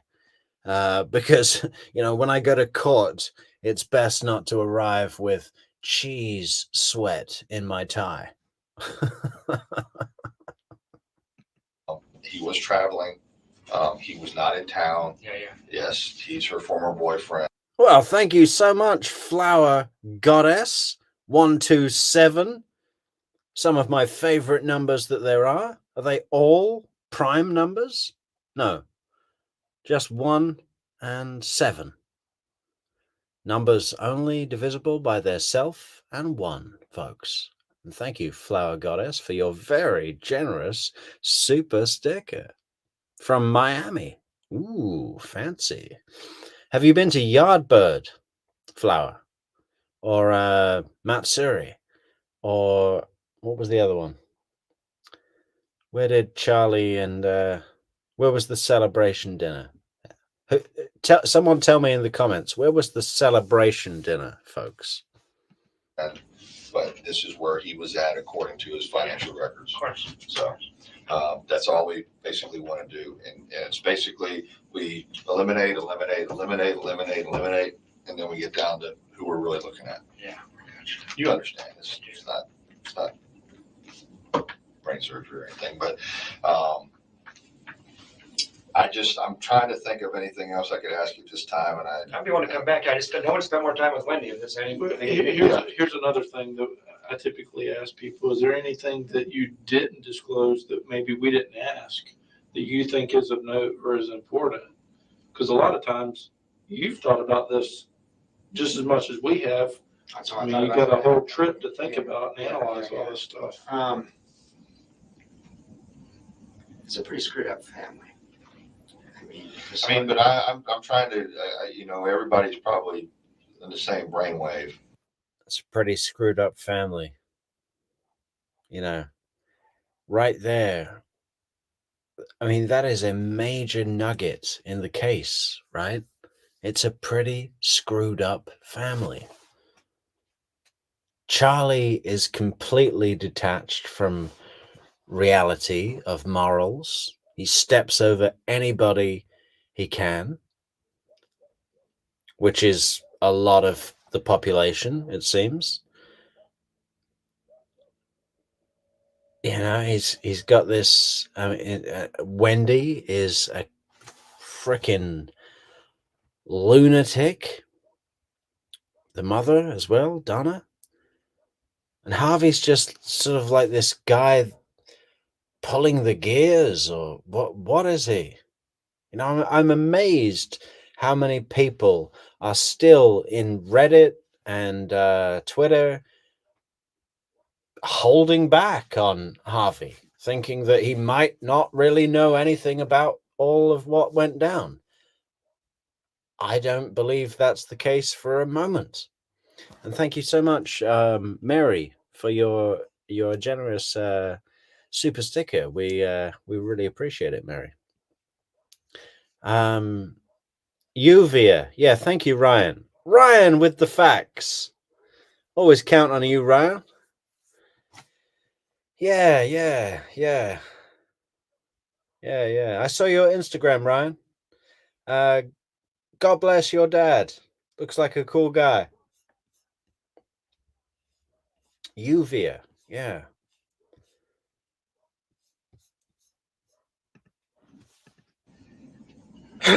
For murder?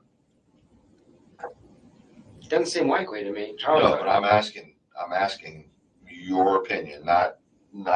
I can't see the parents being involved. I got the email and I thought of Charlie within a couple moments. Okay. That's what I thought of. Charlie personally or Charlie hiring somebody? Hiring somebody. No way, Charlie. No way. You can't? Wouldn't do it. Couldn't pull the trigger? I don't know about that. I don't know him that well. I was telling him I used to work juvenile justice a little bit in forensic psychiatry. He gave me the creeps. But I could see him hiring. I could see him.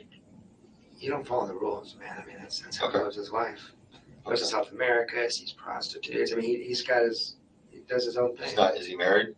No, he's got 3 girlfriends at all times. Okay. Rotates them, and they don't know each other exists, and that's not a crime. Right. But the ease with which he did it was no empathy for other people. That's kind of a deceitful person to start with. Sure. The whole family, really. Okay. And I just have this, I guess everything you didn't ask, I said it before, I'll just say it one more time.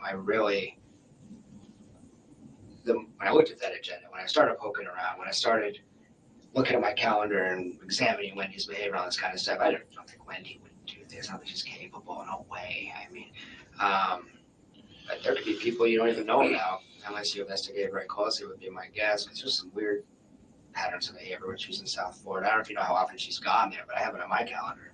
And it is like 30-40% of the time when she's not at work, she's in South Florida. Where's the kids? Down there with her? Or? Well, like when Danny has them for a week. She'll... Yeah, I know, Mary, right? I mean, maybe instead of sending them all to prison, we should send them to a lab or something, you know, like where we could go, okay, what is going on here, guys? Who are each of you and how do you think of each other? What is going on? What is this dynamic between your family members? It is tough to work out from the outside, not being one of you freaks, right? She'll go, she'll take them with them, she'll drive. But it's like, it's a big problem in our relationship. Like when she's got time off, I want to spend it with her, she's in South Florida. So, I don't know. All right. Let me think of anything else. Just give me 1 second. I don't know. And I even wonder about another guy in town. I mean, there's just been so much deceit that I wouldn't be shocked. I was telling him she has a lot of free time. Teaches 4 hours a week. Other than that, she's on her own schedule. Okay. So. All right. Well, that's enough for today. Okay, great. If there's something else comes up, you know, give Corey a call, or I will. and, we might have to call you back. Call me back if you need me. Okay, buddy. Good to meet you. Yeah, appreciate it. Right, I'll walk you down. Okay, great.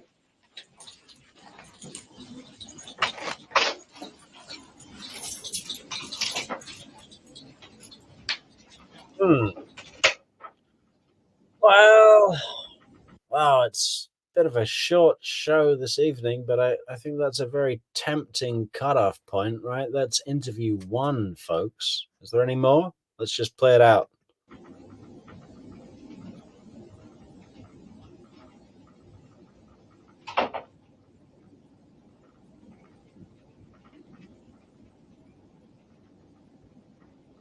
Man, I love it when there's just chairs left in an interrogation room. You know, think about the people that have sat in those chairs, huh? It's kind of a soft interrogation room. Not a super soft interrogation room, but a little bit.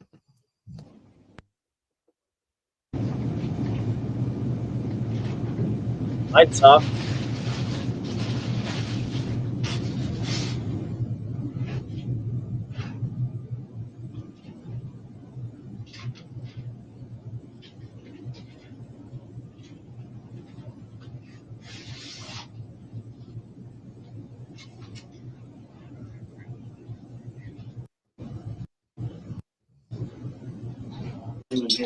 Okay. Okay. Okay, this is going into another day. How long does that last? All right, that doesn't last too long. Well, all right, let's keep going. The credit card? I do. The one that you sent me the email Got it right here. on? Can I just make a copy of that? Yeah. I'm not going to charge anything to you. That's fine. That's fine. But I just got to show. You can't trust the police to hold on your credit card. Well, here's the thing. Your account doesn't necessarily show that you are the account holder. There's nothing in that Gotcha. correspondence. Gotcha. So I'm just going to make a copy of this. And really what this is doing is just working to exclude you as a suspect. Absolutely. Yeah. I can also get And you you've one. pretty much done that. Well, I thought so. I'm sure my cell phone records would show that too. Well, I kind of showed this to my boss and they're like, well, let's just go ahead and verify that he has this account number. Sure. Gotcha. And you weren't locking on to somebody else. Yeah. Conspiracy theory stuff, I know. Gotcha. Well, no, you guys gotta be careful. Yeah, we got to check everything out. So I'll be right back. I'll make a copy of this and then I'll come right back. I just thought of a few things that might be useful to you. So. Okay. Sorry, got a million things going on here. Sure you do.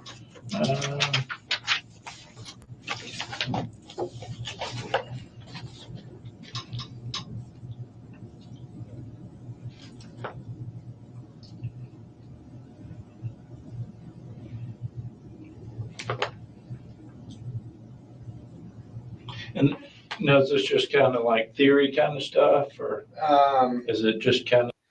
Yeah, see you later, Needy.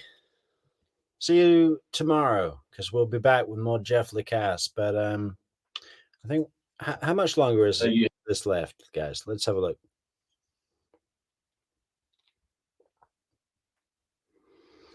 Oh, it's about 15 minutes. Okay. You had some time to think about what I talked to you about. What it's been is we had a 14-day break while she was in South Florida. And last 7 days, I haven't heard from her yet. So 14-day break while she's been in South Florida in the last 7 days. So this is just 7 days later, July 18th. I think he was there. When did Jeff get there the first time?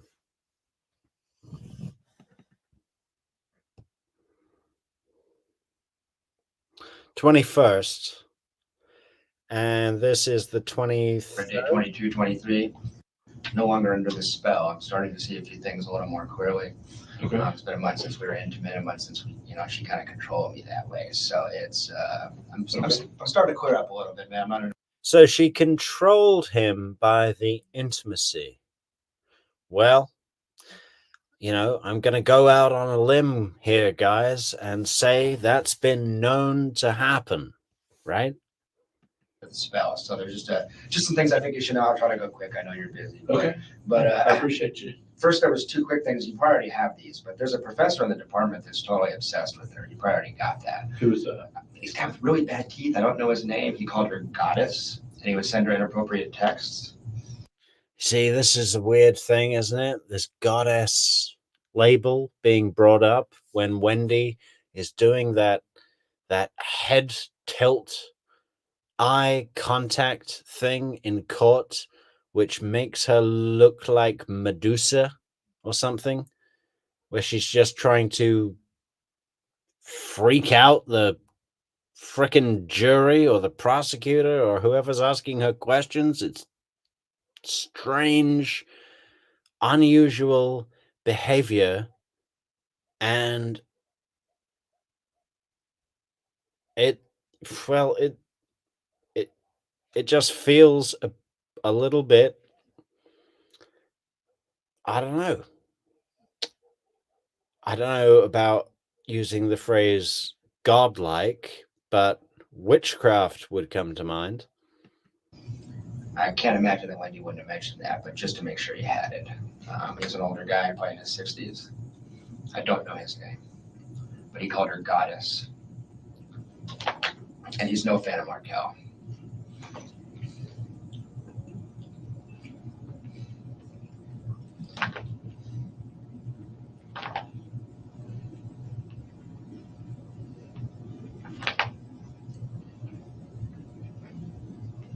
I think I know who you're talking about. I haven't talked to him specifically, but Seems unlikely, but I figured 72 people in the stream, guys. I believe that was the year Professor Markel was born. on everything. And there was this was one I thought of. There was a student in the fall that was really inappropriate with her. She forwarded a couple of emails to me, and he actually kissed her on the mouth during a teacher-student meeting in her office. That was kind of weird. So I bet that was kind of weird. I bet that was kind of weird to hear about, especially I bet Wendy's account of that incident was kind of weird to hear about, and kind of weird in general, right? Not that she instigated that at all. Man, this Wendy, she is bad news, fella.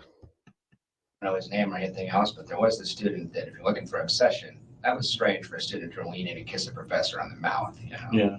So that's just when you would know the name. She forwarded the email. She was disturbed. But I don't know. If you really needed it, I have that email somewhere.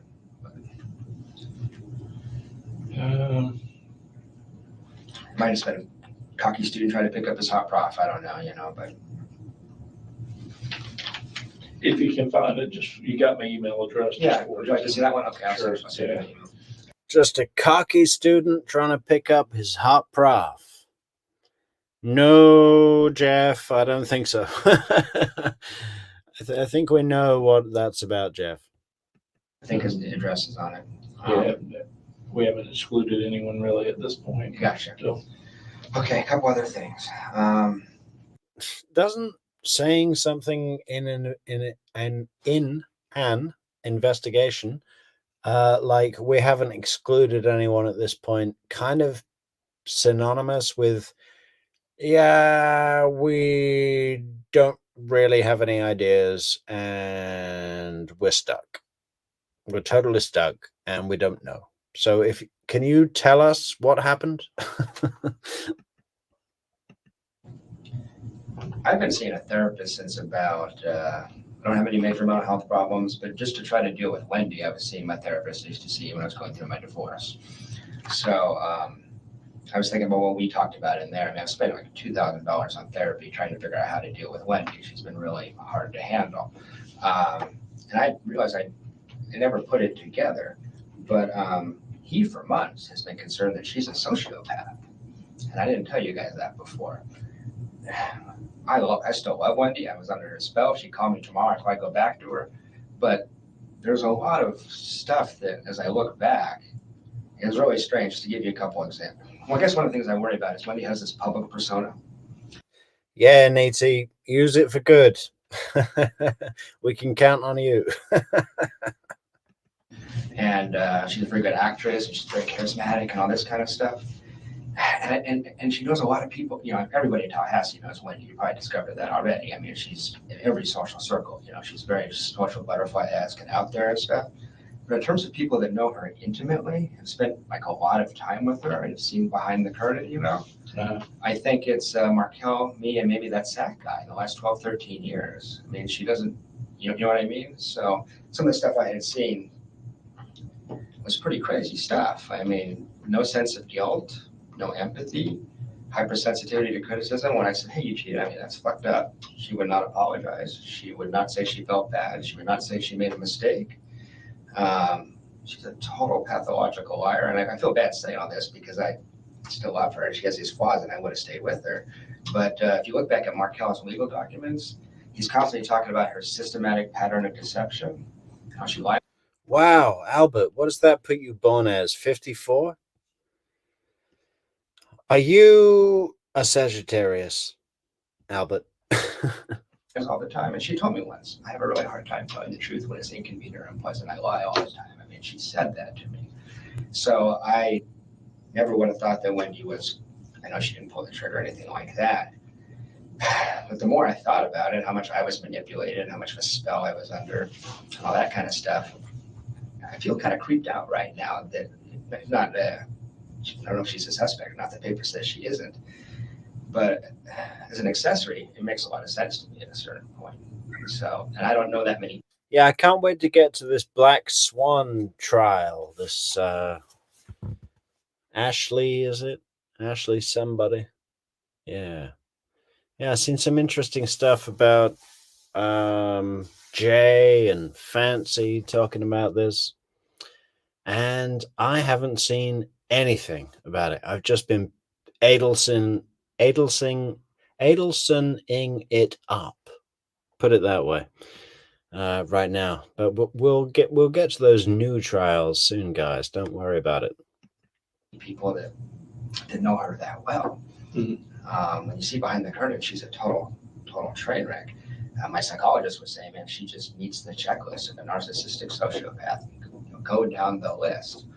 So obviously she's already a person of interest and all that kind of stuff, but I thought you should know that I'm a mental health myself. right. So I never saw that when I was under the spell, but I've had people trying to convince me for 3-4 months you're dating someone who has real severe sociopathic tendencies. Right.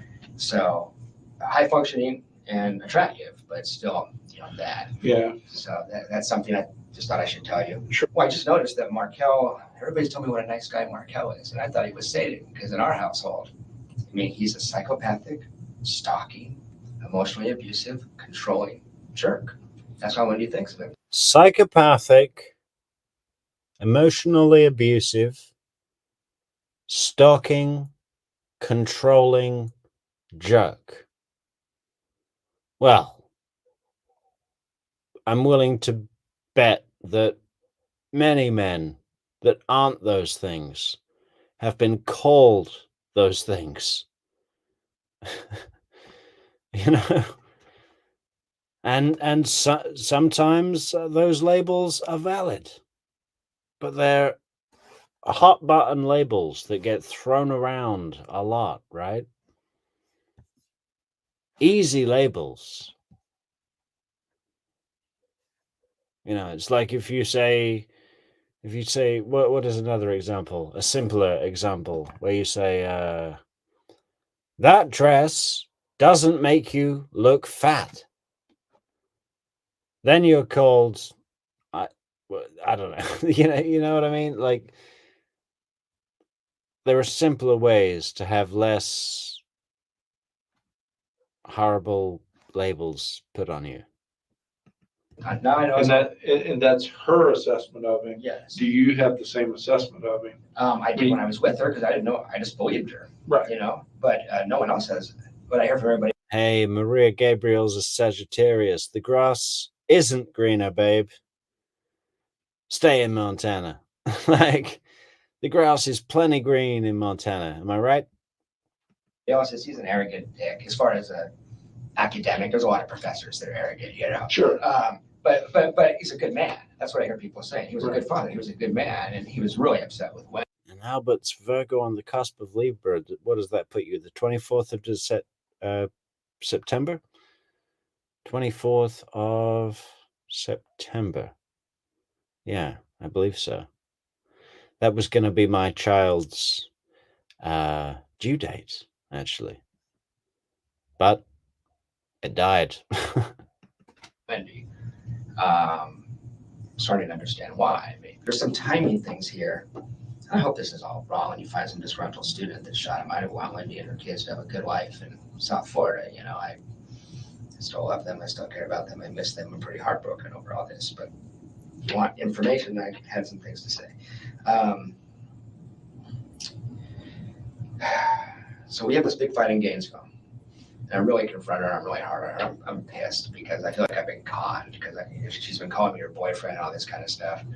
And I don't know exactly what the relationship was with Zach, but I found out enough that it was very clear that she was busted, that she was juggling two guys in some form or fashion. I don't know the details. Yeah. I got the impression I was boyfriend number two is why I was pissed. I mean, there's no picture on the Facebook page. I noticed there wasn't even a picture of me in her house. And that's when I got really, really upset. I was like, come on, we've been dating 9 months. This is bizarre, you know? So I had it out with her in Gainesville. And then she went to South Florida for 14 days. The whole time she's down there, she's miserable and not that available. But we're talking about future-oriented stuff. We're talking about trying to get back together and desperate to see each other. Yeah, Maria. Should I have brought that up? Maybe not. No. Yeah. My girlfriend was pregnant, and the baby had cystic fibrosis, and I was living in Germany. She was living in Texas, and yeah, it was stillborn at just under 9 months, so it was pretty big, and yeah, it was pretty horrific time. But this show isn't about me. It's about Jeff Lacasse. Come on, guys. It sucks that we're separated in this bad situation. I can show you the text, like, can't imagine my life without you. God, I fucking miss you. I mean, these are like exact quotes, you know.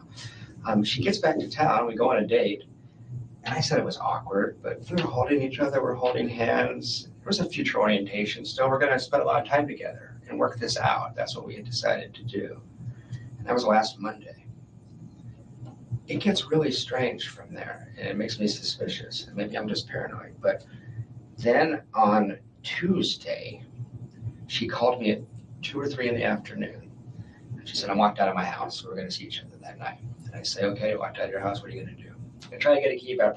Oh, thank you for all the kind comments, guys. But you know, I don't think I should have even mentioned it. It's done.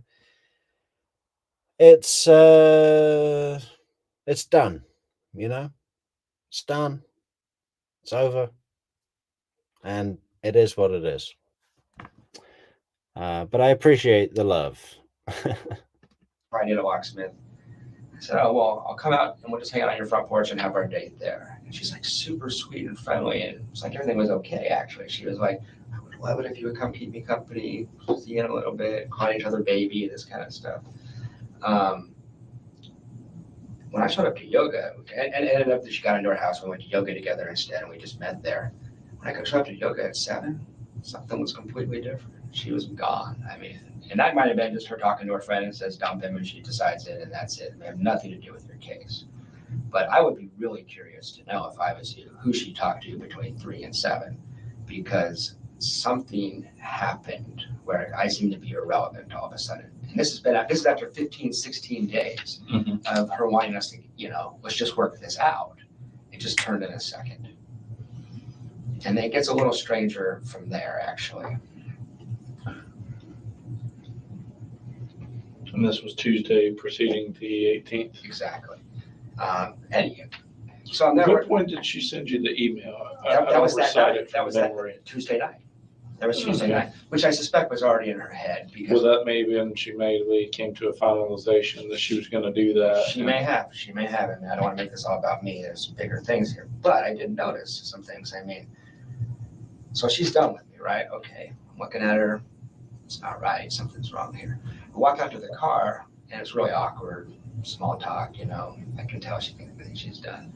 But she asked me if I was going to be here this weekend. Now she's done. Why does she give a shit if I'm here Friday? She asked me directly, are you going to be here Friday? And I said, maybe it's up in the air. And it wasn't up in the air. I just didn't want to seem desperate, and I was just going to stay here and not take my trip if Wendy was willing to see me is what that was about. But she was really interested. Oh, why is it up in the air? Oh, because, at his end or something. Okay, well, okay, talk to you. And this was prior to her sending you the email. Prior to sending me the email, and the last thing I ever heard from Wendy, last words I exchanged with Wendy were, are you going to be here Friday? I just thought you should know that. It made me nothing, but it was kind of strange to me. Then the no contact order was also kind of strange to me.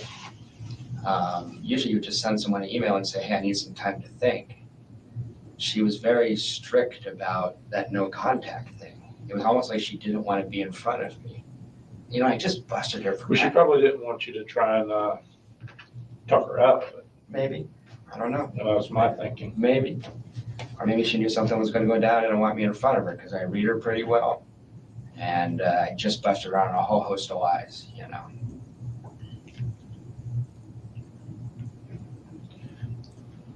Okay. This part sounds crazy speculative. I just wanted to give you the information. So that struck me as kind of strange. Oh, I don't know if you guys have seen this yet. This was just weird. This was just stuff. Have you seen this picture? Probably seen it in media accounts. I mean, if you look at that picture, my friends that I don't have kids. My friends that have kids show up and say, look how narcissistic that picture is. Who looks good in that picture? Not Wendy's kids. Wendy. And this comes out Thursday night. She changes this. This is the one that you said she was taunting you with, or well, maybe. Yeah, riding shotgun, slumber party in Tallahassee, right? Well, if I don't make it over for slumber party for Donna's trial, I think I'm going to try to contact one of the bigger streamers that will be there, maybe Fancy Fiction herself, and insist that she print out signs for everybody attending in the gallery that say, we all love, or maybe just a heart instead of the word love. We all heart Metrix. that can hold it up at the point that her sentence is read out. Why not? The other speculation in the community, which is not for me, is like Wendy looks good, but this is a Photoshop picture. Her dad does photography stuff, So she looks way better than normal in this picture. If you knew you were going to be all over the media, that's how Wendy would want to look. So that may sound crazy to you, but just something to think about. I mean, I'm not entirely sure which picture Jeff Lacasse is talking about. I don't know if it's the one where she is on the couch with the two boys. in the purple dress with the breastises like way up. You know what I mean? Like just pushed right up. Or if it's the one in the black dress at the kind of marina bar, you know, she looks pretty Vogue in both of them. Well, if that's your thing. I mean, to be honest, she is just not my thing at all. Yeah, okay, the black dress at the Vogue bar, she looks all right, you know, body wise. But then you get up to her face and you just see this evil smirk. It's too much for me. I can't take that. I've been with too many psychos. When you want to picture your kids look good. There's other pictures in this photo set where the kids looking at the camera and are smiling and look great. Right. So it's just weird. And I'm not trying to do your job for you to be like an FBI profiler, but it was a thing. Right. And that one of the last things would be, it still is, I don't want to be the disgruntled ex-boyfriend, but it's really strange to me that she's never contacted me. It's very strange. We were co-parenting for 6 months. Oh, dog mama, don't say I'm better than Fancy. I'm not better than Fancy. This is, you know, I haven't even gotten started here. I would love to contribute to what Fancy has already started to create, but it's a way off. Yeah, let's not say this channel is better than Fancy Fiction. She's fantastic. I love what she does. And, you know, we're just having a good time here, guys. We're just having a hangout. And it's great to have so much of a community contributing to the hangout. And we share ideas. And it's great. And yeah.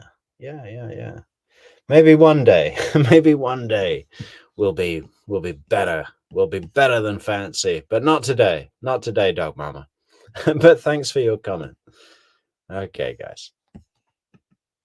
We've talked about Danny for hundreds of hours. No one knows that case better than, as far as her friends, than me. It's really, really odd. I mean, your ex-wife and you are estranged, you're fighting, you're separated. Her dad gets hit by a car. You pick up the phone and call, usually, you know? So there's a rigidity to this no contact thing. It just strikes me as very, very odd. She is, I know you said, hey, I wouldn't take that personally. Yeah, I said no contact. And then my husband got murdered. And then I heavily weighed in on Jeff being a suspect and then continued with the no contact order. You know, she's going into that interrogation room. I mean, I just wish I had the ability to live cut, vision mix the videos right here, because I could just chime something in right now with her saying to Sarah, victim advocate, wow, Jeff sounds really crazy when I talk about him like this. And the victim advocate's like, I don't think so. Is there anything that would make you think he would even be capable of this? You know, she doesn't buy it. That's when she starts probing. That's when she starts earning her stripes. Because of a lot of that interview, the victim advocate, Sarah, she's way Wendy's junior in terms of age, experience, and status, right? She's way beneath her. They should have had an older woman in there dealing with Wendy. I'm sorry, Tallahassee PD. You screwed up by putting Sarah Latour in there, and it's not Sarah's fault. She's only been on the job 2 years, guys. She graduated in 2011, which is like, what, 8, 9 years after Wendy? That's too much. That should not have happened. There should have been a much more experienced victim advocate in there to not only be an advocate, but to also get a sense of the person. This is one of the things that made me think that General Isom did not consider her a suspect at that point. We've been speculating on this channel. Maybe he was onto her the whole time and only acted like a dummy so she wouldn't lawyer up, so he could get as much information out of her as he could while he had her there. But, then they send in junior victim advocate, Sarah. And again, it's no slight on Sarah. And actually, she did pretty well in a couple of moments where she probed for information. Like, I don't think Jeff sounds like a lunatic, like you're trying to really push for. That's impressive. That shows a center rather than just being led, right? If she was just being led, she would have gone like, Wendy would have said, "Oh, Jeff sounds really crazy when I speak about him like this." If the victim advocate was being led, she would have said, "Listen, you don't control the actions of crazy people. Crazy people do crazy things. And Jeff is a crazy person." Hey, thanks so much, Kim, for the generous super chat. Thank you so much. I'm not taking it personally. We're done. I get Right. it, But what I am taking it as is, it almost looks guilty to me. It looks really strange. Why wouldn't you call for putting these kids to bed for the last 6 months? And right on a mini. And Jarlborg, good to see you, man. And thank you for the £2. Man, I thought you were in Norway. But that's okay. Bad with them. You care about these kids. She knows that. Even if we're over, not a text message, not a phone call. It looks strange to me. So. Right. And even more so in the recent events. Well, that's what I mean, is that when that happened, I didn't expect to hear from her that day. You guys had her on, into the night. I know all that kind of stuff. But I still haven't heard anything. Mm-hmm. That just is very, very strange. Maybe she's just a cold-blooded, damaged, needy woman that decided she was done with me, maybe.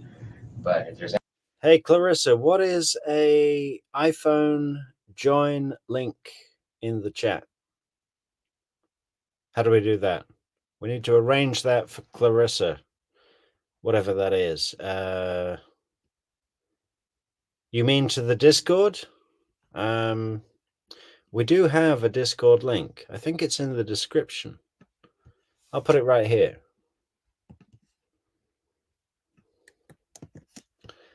There you go. It's in the chat, Clarissa.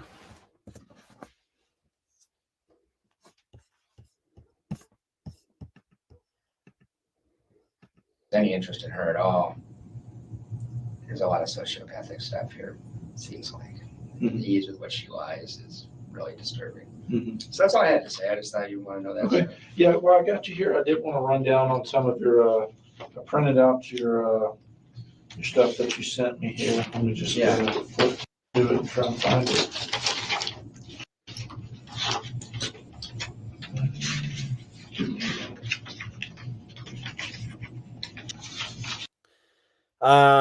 Dog Mama, his first interview was on the 21st, so after he got back from Tennessee, which was Dan was shot on the Friday, the 18th. So 19, 20, 21. He got there on the Monday, and now he's come back on the Wednesday with a little bit more. He's had time to think and so on.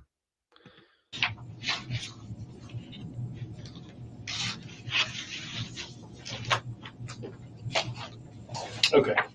And this actually is a little bit better to kind of have something tangible. Oh, Clarissa. Okay. Clarissa says there's a way to do links for channel membership, especially for iPhone users. Okay. I don't know what that if is offhand. I think there's just a couple of more minutes left to the show, Clarissa. So we'll let that play out, and I'll look into it. Maybe I won't find that out until next show, but I promise that I'll find that out before next show. Okay. Tangible to look at Yeah. to kind of see where you are and where you were going and stuff like that. Yeah. Um, They're a little out of order because of when they cleared, but yeah. okay, so this day's end was actually, even though it says the 18th, I talked to the clerk and she said you were there on the 17th. Yeah, Thursday night. Thursday night, which is what you said. Yeah. You know, so this is mainly done for exclusionary I got it. purposes. I'm not worried. So I got you here. And then when did this transaction occur? Like, it doesn't have a time. Can you give me? Yeah, but you're forgetting, guys, in the chat, that she had to get out of Tallahassee because she just had a load of keys made to her house and handed them all out because she's such a klutz, and she was worried that a maniac would find her key and be able to get into her house. And she was pushing all the time in her interview for police protection. They didn't find that there was a need to give her that. And she said, well, that's the perfect excuse that I've got to move to Miami. Goodbye, Tallahassee. Goodbye, General Isom. Goodbye, Markells. Miami, here we come. Give me kind of more of a specific time. Thomasville? Yes. That would have been on the way there, so 9, 10 o'clock. PM. Yeah.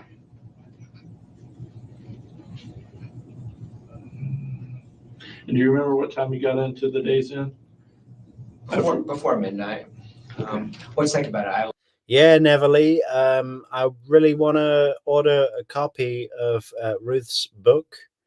I know it's available online. Is there a printed copy? Because I'd really love to own it. You know, I'd love to read it physically. Does that exist? Does anyone have a link to that where us here at True Crime Metrix could purchase Ruth's book? That'd be great. Left here around 8. I wasn't going to drive past midnight. It might have been 12:15 or something, but I went from here to South and landed, average of 75 or something like that. And then $37 in gas on Friday. And where's that at? These Tallahassee cops, I mean, they do kind of make me laugh in a way. He's like, yeah, and $37 in gas last Friday. Like, that's a big clue to what? No, he just bought gas, you dipshit. At Ayersville, Georgia. Yeah, that would have been somewhere between Atlanta and Tennessee. And this was actually on Friday. It was. Okay, so even though this one says transaction date, it was close enough to the 18th that it may not have went through until after midnight. It might have been 12:05 when you pulled the trigger on it or something. Okay. Well, you just said anywhere between 12 and 12:15 you got there. Yeah. Okay. And then you said you got out of here about 9 o'clock. Yeah, it was about almost exactly 9. Just as a thought experiment. I would have stopped in front of a truck for this woman. Mm-hmm. I'm a mature 42-year-old guy who's dated a lot of women. I just got caught into the spell. So that combined with just I think that's kind of unusual when you have 2 boyfriends. I think that takes a certain lack of conscience, you know what I mean? Yeah. So that's how easily she did that. Mm-hmm. Just makes me wonder. I really hope she's not involved at all. Yeah, I mean, I don't think she is, but I mean, time will tell.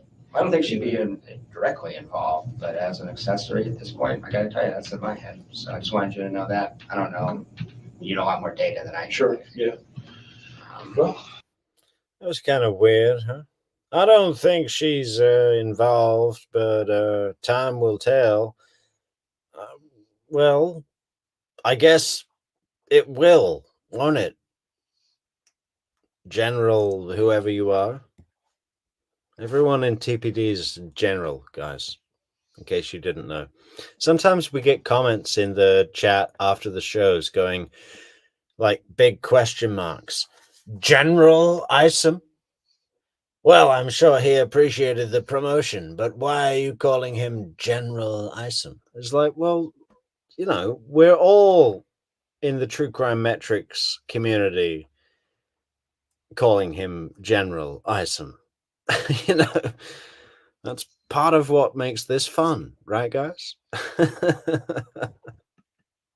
If you don't have anything else. Nope, that's it. I appreciate you coming in, and if you want to go ahead and send me that email, if you still got it. Yeah, I'll find that email. And then, like I said, you got my email, you got my phone number. Anything else arises, let me know. If you do have subsequent contact with her, Yeah, and you guys have a conversation that you think is of note, I'll let you know. Yeah, But let me I think, know. I think we're probably done. You need anything from me, let me know, but that's all I had. okay. All right. I appreciate you coming in.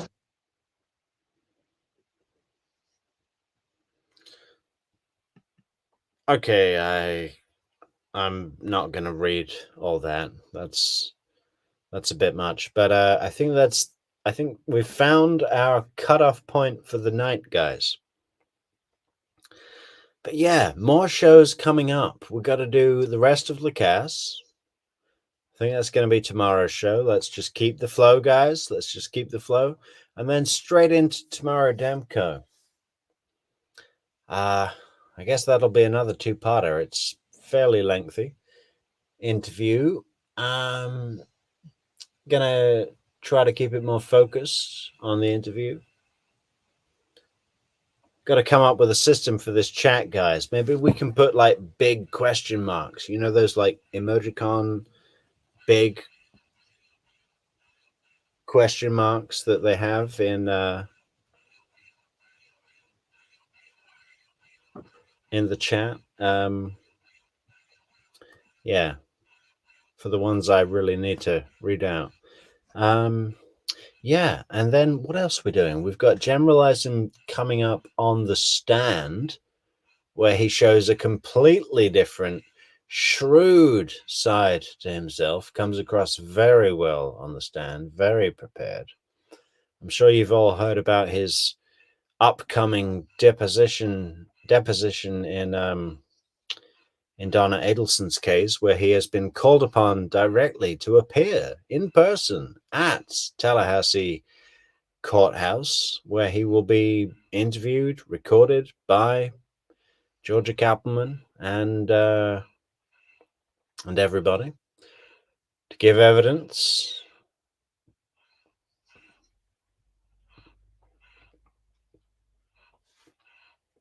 But a couple of extra episodes that I'm thinking about is I really want to do an episode on Wendy's true motives.